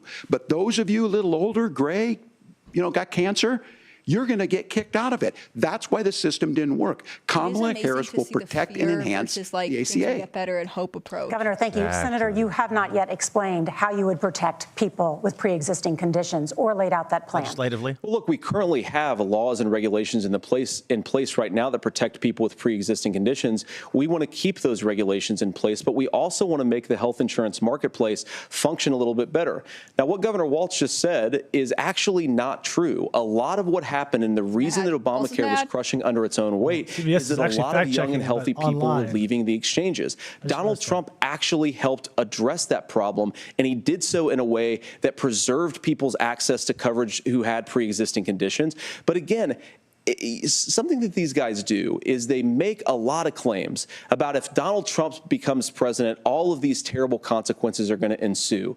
But in reality, Donald Trump was president. Inflation was low. Take-home pay was higher. And he saved the very program from a Democratic administration that was collapsing and would have collapsed absent his leadership. He did his job, which is govern in a bipartisan way and get results, not just complain about problems, but actually solve them. Governor, did enrollment under the Affordable Care Act go up under the Trump administration? It's higher now that we've seen it go up. Look, people are using it. The system works. And the question about this of young people or whatever, that's the individual mandate piece of this. And Republicans fought tooth and nail saying, well, Americans should be free to do this. Well, then what happens is... So you think the individual mandate's a good idea? You shrink. I think the idea of making sure the risk pool is broad enough to cover everyone, that's the only way insurance works. When it doesn't, it collapses. You are asking pre-ACA where we get people out. Look, people know that they need to be on health care. People expect it to be there. And when we are able to make it, and we are making it this way, when we incentivize people to be in the market, when we help people who might not be able to afford it get there, and we make sure then when you get sick and old, it's there for you. Because I heard people say, well, I don't want to buy into Medicare or whatever. Good luck buying health care once you get past 70. So look, the ACA works. We can continue to do better. Kamala Harris did that. The way she made everything better was negotiating those 10 drugs on Medicare for the first time in American history. Thank you. Margaret? Can I address that? Individual mandate was brutal. I remember that when I was scam. Yeah. So bad. Talk about families in America. These moderators are looking at each other There like, is a we're almost child done. care We're almost crisis there. Yeah, in for this country. real. And the United States is one of the very few developed countries in the world without a national paid leave program for new parents. Governor Walz, you've said that if Democrats win both the White House and Congress, this is a day one priority for you. How long should employers be required to pay workers while they are home taking care of their newborns? You have 2 minutes. Yeah, well, that's negotiable, and that's what Congress worked. But here's what the deal is. Americans sitting out there right now, you may work for a big company. Look, we're home in Minnesota to some of the largest Fortune 500 companies. Kamala Harris knows that in California. Those companies provide paid family and medical leave. One is, I think they're moral and they think it's a good thing, but it also keeps their employees healthy. We in Minnesota passed a paid family and medical leave. You have a child, and I had to go back to work 5 days after my kids were born. This allows you to stay home a certain amount of time. What we know is that gets the child off to a better start, the family works better, we stay in their employers, we get more consistency in that. So Kamala Harris has made it a priority. We implemented it in Minnesota, and we see growth. That's how you become a pro-business state. But the negotiations on it, and here's the issue, those big companies are able to offer it. Those of you out there who don't have it, just imagine what happens if you get cancer or your child gets sick. We know what happens. You end up staying home. In some places, that means no paycheck because you've got no protection on that. This is the case of an economy that Donald Trump has set for the wealthiest amongst us. He's willing to give those tax breaks to the wealthiest. He's willing to say, bust those unions up, do whatever. What we're saying is the economy works best when it works for all of us. And so a paid family medical leave program, and I will tell you, go to the families or go to the businesses and ask them. As far as childcare on this, you have to take it at both the supply and the demand side. You can't expect the most important people in our lives to take either our children or our parents to get paid the least amount of money. And we have to make it easier for folks to be able to get into that business and then to make sure that folks are able to pay for that. We were able to do it in Minnesota, and I'm still telling you this. We were listed as the best state. We're still in crisis on this. Defending his record a in federal Minnesota, but he's program not of paid family marrying and it to medical the leave Harris and help with campaign. this He's saying, this is will how I enhance did our in workforce, Minnesota. It's enhance our not fair. families, Harris and make it easier to have the children that you want. It's sort of Governor, irrelevant. Your time is up. Senator, do you support a national paid leave program? And if so, for how long should employers be mandated to pay their employees while they are home taking care of their newborn? You have 2 minutes. Yeah, well, first of all, Margaret, a number of my Republican colleagues and some Democrats, too, have worked on this issue. And I think there is a bipartisan solution here because a lot of us care about this issue. I mean, look, I speak from this very personally because I'm married to a beautiful woman who is an incredible mother to our 3 beautiful kids, but is also a very, very brilliant corporate litigator. And I'm so proud of her. But being a working mom, even for somebody with all of the advantages of my wife, is extraordinarily difficult. And it's not just difficult from a policy perspective. She actually had access to paid family leave because she worked for a bigger company. But the cultural pressure on young families and especially young women, I think makes it really hard for people to choose the family model they want. A lot of young women would like to go back to work immediately. Some would like to spend a little time home with the kids. Some would like to spend longer at home with the kids. Yeah. We should have a family care model that makes choice possible. And I think this is a very important substantive difference between Donald Trump and Kamala Harris's approach. I mean, look, if you look at the federal programs that we have that support paid family leave right now, the Community Development Block Grant, and there's another block grant program that spends a lot of money from the federal government. These programs only go to one kind of childcare model. Let's say you'd like your church maybe to help you out with childcare. Maybe you live in a rural area or an urban area and you'd like to get together with families in your neighborhood to provide childcare in the way that makes the most sense. You don't get access to any of these federal monies. We want to promote choice in how we deliver family care and how we promote childcare. Because it is unacceptable. And, of course, Tim and I have been on the campaign trail a lot the past 7 or 8 weeks. And one of the biggest complaints I hear from young families is people who feel like they don't have options, like they're choosing between going to work or taking care for their kids. That is an incredible burden to put on American families. We're the only country that does it. I think we could do a heck of a lot better. Senator, thank you. You have also said, Senator Vance, many things about the American family. The Federal Reserve says parents will spend nearly as much on child care as they do on housing each month. So I want to get your thoughts on this. President Trump recently said, as much as child care is talked about as being expensive, it's relatively speaking not very expensive compared to the kinds of numbers we'll be taking in. Is President Trump committed to the $5,000 per child tax credit that you have described? You have 1 minute. Well, what President Trump said, Margaret, I just want to defend my running mate here a little bit, is that we're going to be taking in a lot of money by penalizing companies for shipping jobs overseas and penalizing countries who employ slave laborers and then ship their products back into our country and undercut the wages of American workers. It's the heart of the Donald Trump economic plan. Cut taxes for American workers and American families. Cut taxes for businesses that are hiring and building companies in the United States of America, but penalize companies and countries that are shipping jobs overseas. That's the heart of the economic proposal. And I think what President Trump is saying is that when we bring in this additional revenue with higher economic growth, we're going to be able to provide paid family leave, childcare options that are viable and workable for a lot of American families. Excellent answer. Can you clarify how that will solve the child care shortage? Well, because as Tim said, a lot of the child care shortages, we just don't have enough resources going into the multiple people who could be providing family care options. And we're going to have to, unfortunately, we're going to have to spend more money. We're going to have to induce more people to want to provide child care options for American families, because the reason it's so expensive right now is because you've got way too few people providing this very essential service. Thank you, Senator. Governor Walz, your ticket also has some child care tax credit proposals. Why do her eyes look red? Do you think Congress will hold $6,000 credit for newborns and $3,000 credit for children over the age of 6, as your campaign has promised? Is that realistic? Well, if these members of Congress are listening to anybody, I can tell you, and this is the biggest issue. Everybody listening tonight knows. I mean, I'm sure they were shocked to hear it's not that expensive. And let's be clear, whether it's $5,000 or $6,000, that pays you about 3 or 4 months.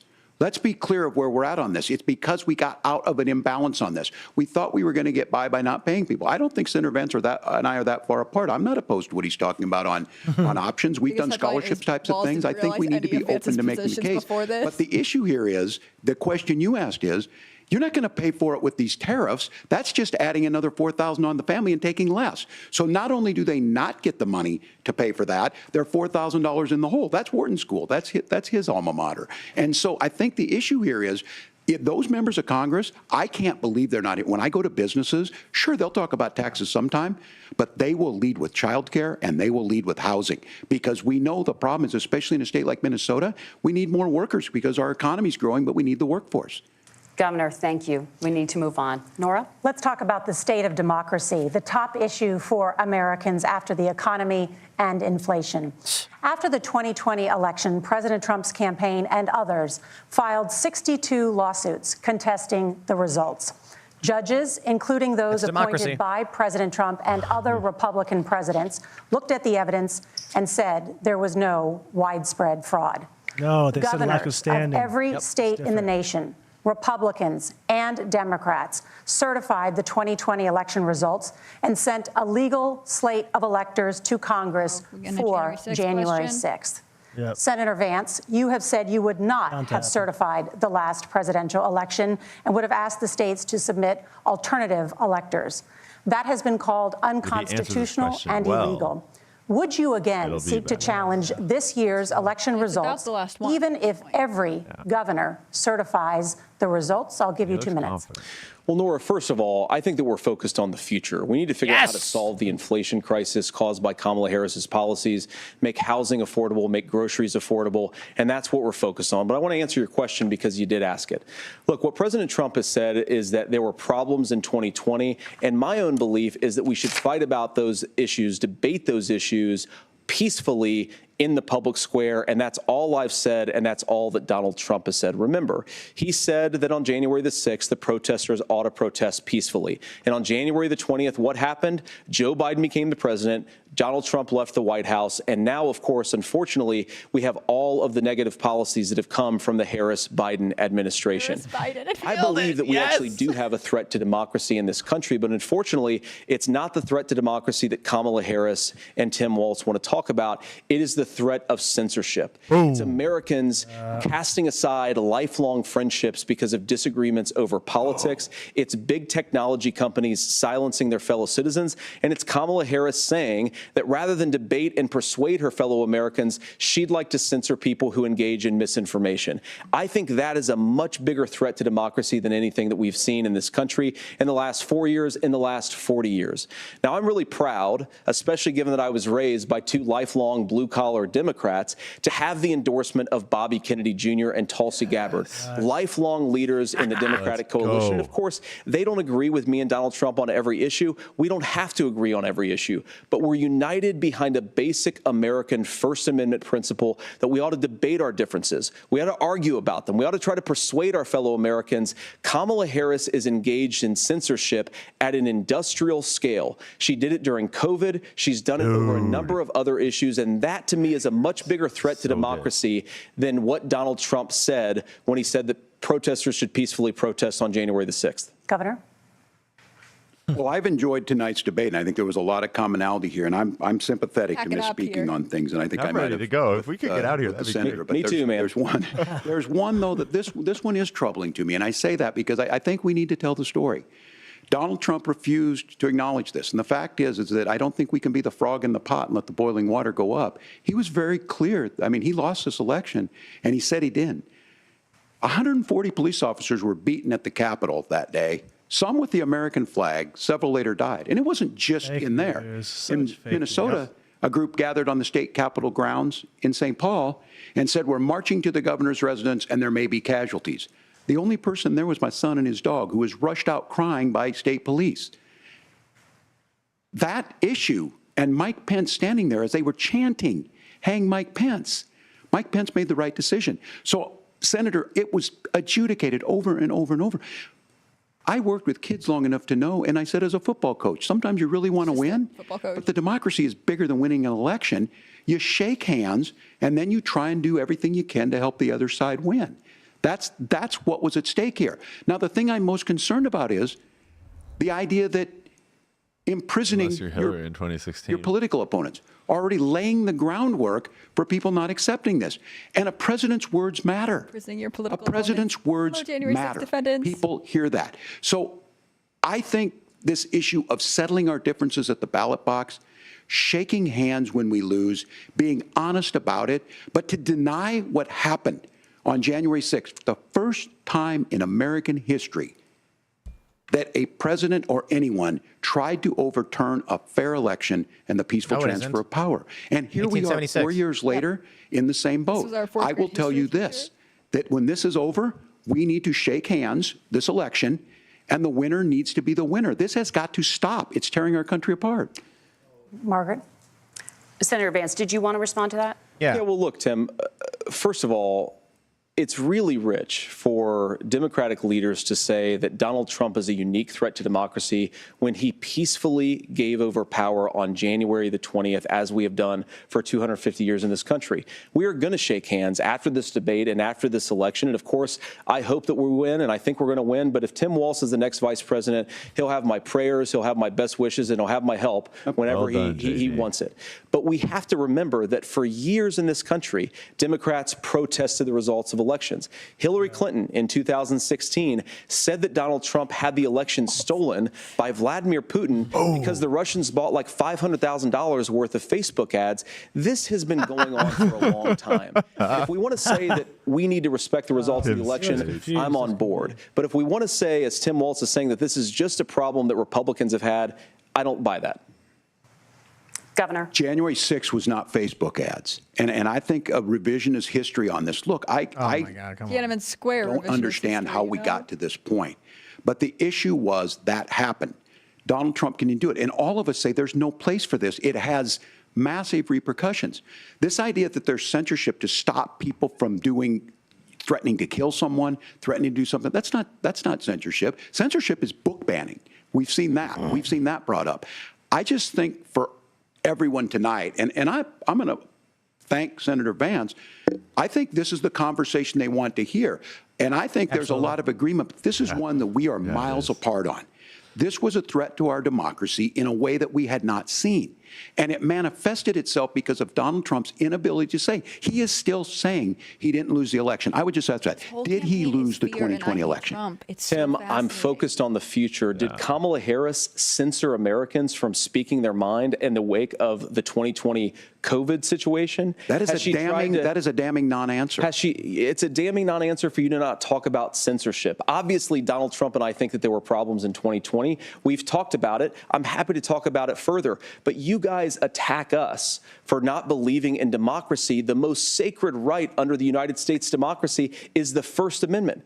You yourself have said there's no First Amendment right to misinformation. Kamala Harris wants to use the power of government and big tech to silence people from speaking their minds. That is a threat to democracy that will long outlive this present political moment. I would like Democrats and Republicans to both reject censorship. Let's persuade one another. Let's argue about ideas, and then let's come together afterwards. You can't yell fire in a crowded theater. Yes, you can. That's the test. That's Brandenburg v. Ohio. Tim, fire in a crowded theater. You guys wanted to kick people off of Facebook for saying that toddlers shouldn't wear masks. Senator, the governor does have the floor. Fire in a crowded theater. You can yell. That is fire in a crowded criticizing the policies of the government, which is the right of every American. Senator, the governor does have the floor for 1 minute to respond to you. Yeah. So I don't run Facebook. What I do know is I see a candidate out there who refused, and now again, and this I'm pretty shocked by this. He lost the election.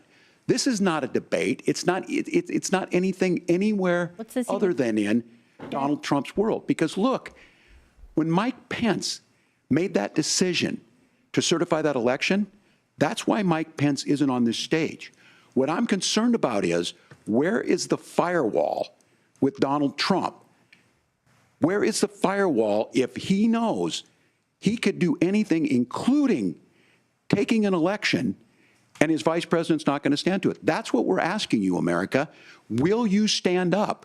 Will you keep your oath of office, even if the president doesn't? And I think Kamala Harris would agree. She wouldn't have picked me if she didn't think I would do that, because of course that's what we would do. So America, I think you've got a really clear choice on this election of who's going to honor that democracy and who's going to honor Donald Trump. Governor, your time is up. Thank you, gentlemen.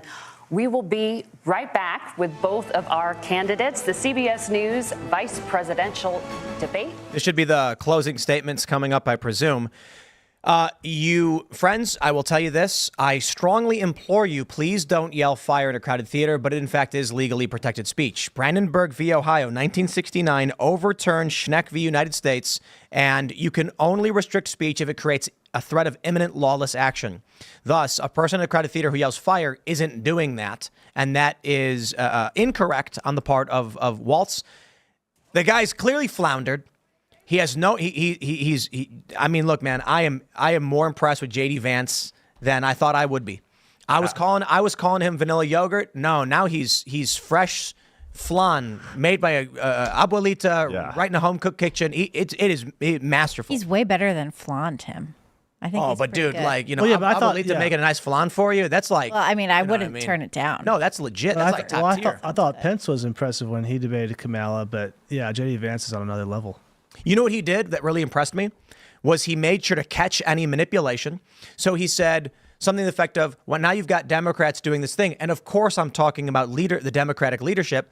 That catch, and he's done it several times, was because they were gonna come around and go, he accused voters of doing this thing. They would try and manipulate what he was saying. Masterfully done over and over again. I am deeply impressed. Tim Walz, I got to hand to him. He is likable. He is. That's what the Twitter is saying right now. He's a likable guy. He's a doofy guy, but he floundered quite a bit. He stuttered quite a bit. And, you know, when Vance was like, you got a tough job trying to reconcile Kamala's record here. You're a nice guy.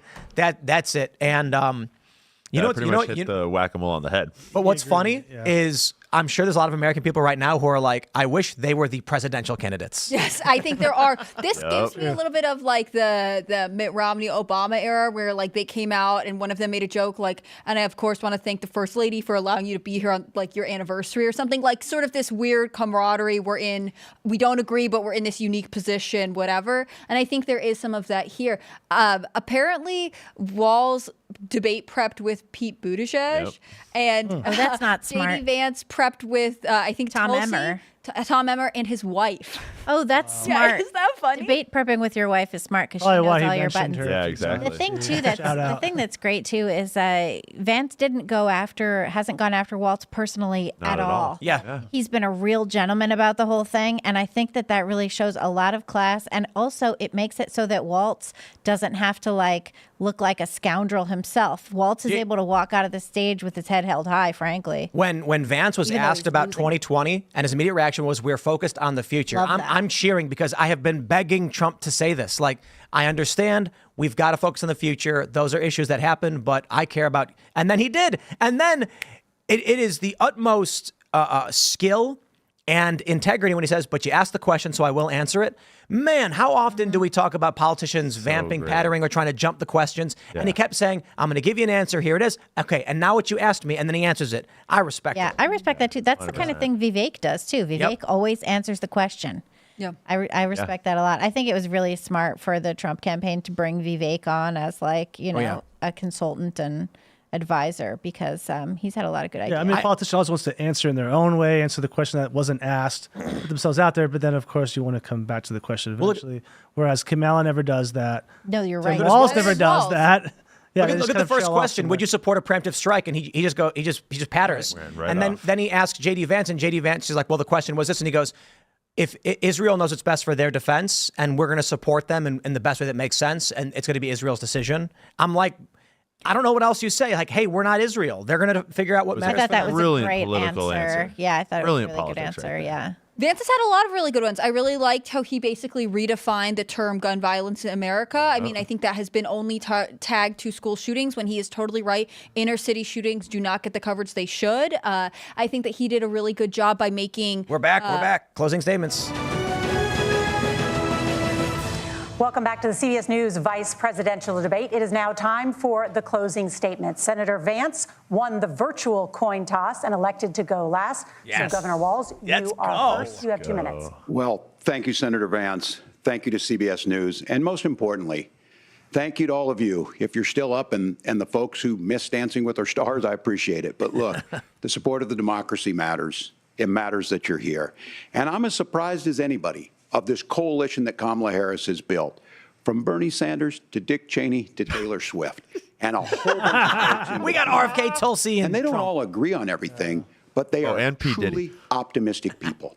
They believe in a positive future of this country and one where our politics can be better than it is. Optimistic one. And I have to tell you, that better than it is the sense of optimism that there can be an opportunity economy that works for everyone, not just to get by, but to get ahead. And the idea that freedom really means something.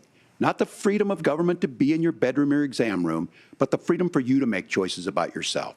Now, look, we all know who Donald Trump is. He's told us, and as Maya Angelou said, believe him when he told you that. His first inaugural address talked about American carnage, and then he spent 4 years trying to maybe do that. Senator Vance tonight made it clear he will stand with Donald Trump's agenda. He will continue to push down that road. Excuse me. Kamala Harris gives us a different option. Now, I'll have to tell you, I'm going to be careful about the quotes, but there's one that Senator Vance said that does resonate with me.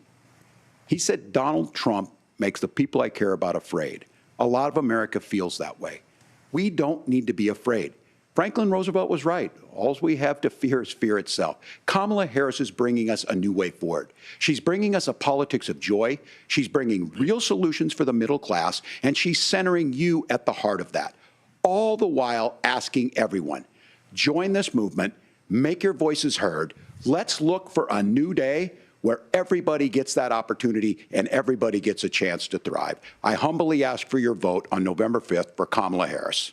Governor Walz, thank you. Senator Vance, your closing statement. A whole lot of nothing. Well, I want to thank Governor Walz, you folks at CBS, and of course the American people for tuning in this evening. And one of the issues we didn't talk about was energy. And I remember when I was being raised by my grandmother, when she didn't have enough money to turn on the heat some nights because Ohio gets pretty cold at night and because money was often very tight.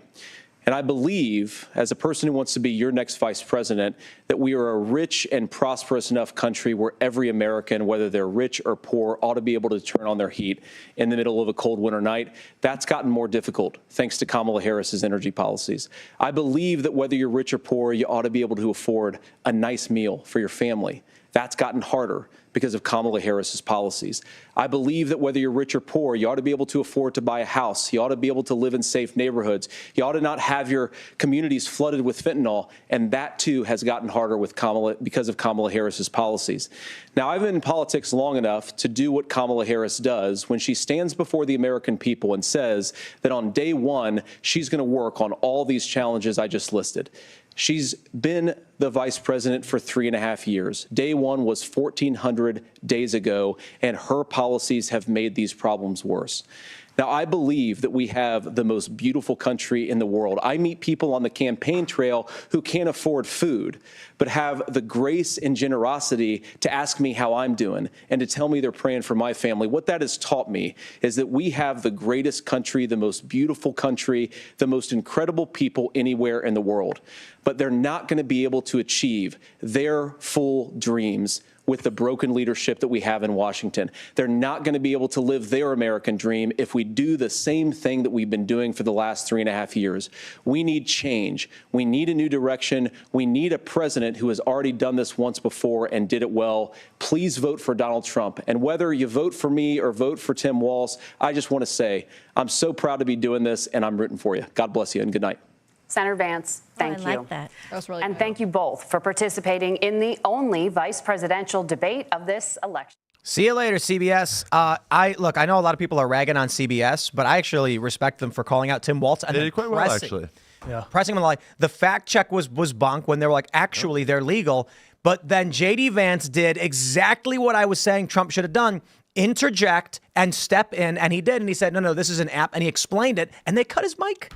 They cut his mic over it. But we heard the end of that cut mic, and it was brilliant. That's right. Dude, you agreed to no fact checking, so now I'm going to lay into you. Yep. And they had slipped this comment in that scientists agree that the climate is getting hotter or something too. Like he did let one slide. He didn't come off as like this aggressive, Hey, there you go. whatever. They're all shaking hands. There you go. Wife looks great. Look at that cranberry dress. And I got to be honest, that I'm going to say it again. Tim Walz is a likable guy. He absolutely is. Kamala Harris is not. She's a cackling. Way more likely than likable. Yeah. And it warms my heart. The way they were being polite, shaking their hands. Yep. Shaking the moderator's hands right J.D. now. Vance was an excellent choice. Yeah, class act. I think Shapiro was still a better choice than Walz, but I appreciate how this went down politely, and I hope for that more in the future. But let's just say this. Look, we watched Trump v. Biden. Biden was so bad, he was removed. We watched Trump and Kamala. And I think most of us, I mean, me especially, we said Trump got flustered. Kamala attacked him emotionally. Mm-hmm. However, Kamala also did articulate her plans. In this one, I think it's clear and cut. J.D. Vance, 10 out of 10. Tim Walz, 4 out of 10. The people that I'm seeing on Tim Walz's side on Twitter right now, their opinions are based in the fact that they don't understand what were lies and what were facts and I'm not even talking about that. Yeah. I mean, we can, but I'm talking about how in terms of debate style, J.D. Vance clarifying who he's talking about, like on style alone. On style, when he was asked about 2020, and he said we got to focus on the future. Tim Walz sidestepped too many questions. Yep. He flubbed and flustered and stuttered a little bit. J.D. Vance did a couple times, but Tim Walz was doing it incessantly, and Walz was clearly not prepared for a calm and stoic J.D. Vance giving these responses. I think J.D. Vance wins this one, no question, on any reasonable measure. J.D. Vance, even from a purely objective perspective, I mean, Tim Walz does have a hell of a job, and he has to defend Kamala Harris, and who would do a better job? I will say one thing that J.D. Vance has been slammed a lot by feminists and women saying like, oh, you hate women or whatever. And he went out there and he said, my wife is an extremely powerful corporate attorney. She's amazing at it. And he's obviously super supportive of her and proud of her and proud of their family. And obviously is a very supportive and loving husband. And I thought that really came. And he spoke respectfully to the female moderators. I mean, there was no part about the way that he discussed anything that seemed anti-woman to me. I think what's interesting is that Walz did better than Harris. Like, even though he was flustered, he didn't do well in delivering a coherent message, but generally seemed more earnest at times than Harris ever did in any performance. I mean, I wonder now if Walz is looking at this ticket like, I have locked myself onto someone who is going to sink my potential political career. Yeah. Well, we're going to start to wrap things up. So, my friends, thank you all for hanging out for our live debate, commentary, watch party. Smash the like button. Subscribe to this channel if you haven't already. Share the show with all of your friends. You can follow me on X and Instagram at Timcast. And make sure before you go, check out our new song, Coming Home. It's on YouTube. It's by Timcast. But if you really want to support our work, go on iTunes, buy the song, 99 cents. The song is about the decay and degeneration of our cities as they've been horribly mismanaged by our politicians. And it tries to tap into that feeling that I get, when I was working on this with Carter and Phil Labonte, of seeing all these rundown buildings, these abandoned cars, the crime, the homelessness. I always just wonder what it was like when that was new. When I see that building that's crumbled and collapsing, I try to imagine when that ribbon cutting ceremony was and what happened that led our great cities to fall to where they are. So check it out. Getcominghome.com. You can buy it on iTunes. Thanks so much. Mark, do you want to shout anything out? Just follow Republicans for National Renewal at RN Renewal on X. We the Precinct on Instagram. Me, Mark Ivanyo on X. Appreciate y'all for tuning in, and thanks for having me, Tim. Thanks for hanging out. Ian. Yeah, thanks for having me, man. Ton of fun. Follow me on X at Cancel Cloco if you want to come hang out and talk shit to people. Right on. I'm Libby Emmons with The Post Millennial, and you can check out all the great work we're doing at thepostmillennial.com and humanevents.com. And if you want to hear what I think of this debate, you can sign up for my newsletter. It's libbyemmons.com. No, that's not it. What is that? It's postmillennial.com/Libby, right? Yes, it is. It's thepostmillennial.com/Libby. That's my newsletter. I was just talking to the social media team at Post Millennial, and I got distracted. So, yes, thank you guys. Libby's always working. She's a working mom, you guys. It's been so fun having you guys here. I thought this was a fascinating debate. So fun to see something so different than kind of what we've gotten accustomed to. I'm Hannah Claire Brimlow. You guys know me. I'm around. You can find me on Instagram at hannahclaire.b, on Twitter at hannahclaireb. I'm going to quote J.D. Vance. I'm proud to be doing this, and I'm rooting for you. Have a good night. We will see you all tomorrow morning, 10 a.m. over at youtube.com/TimcastNews. Subscribe, and we will see you all then.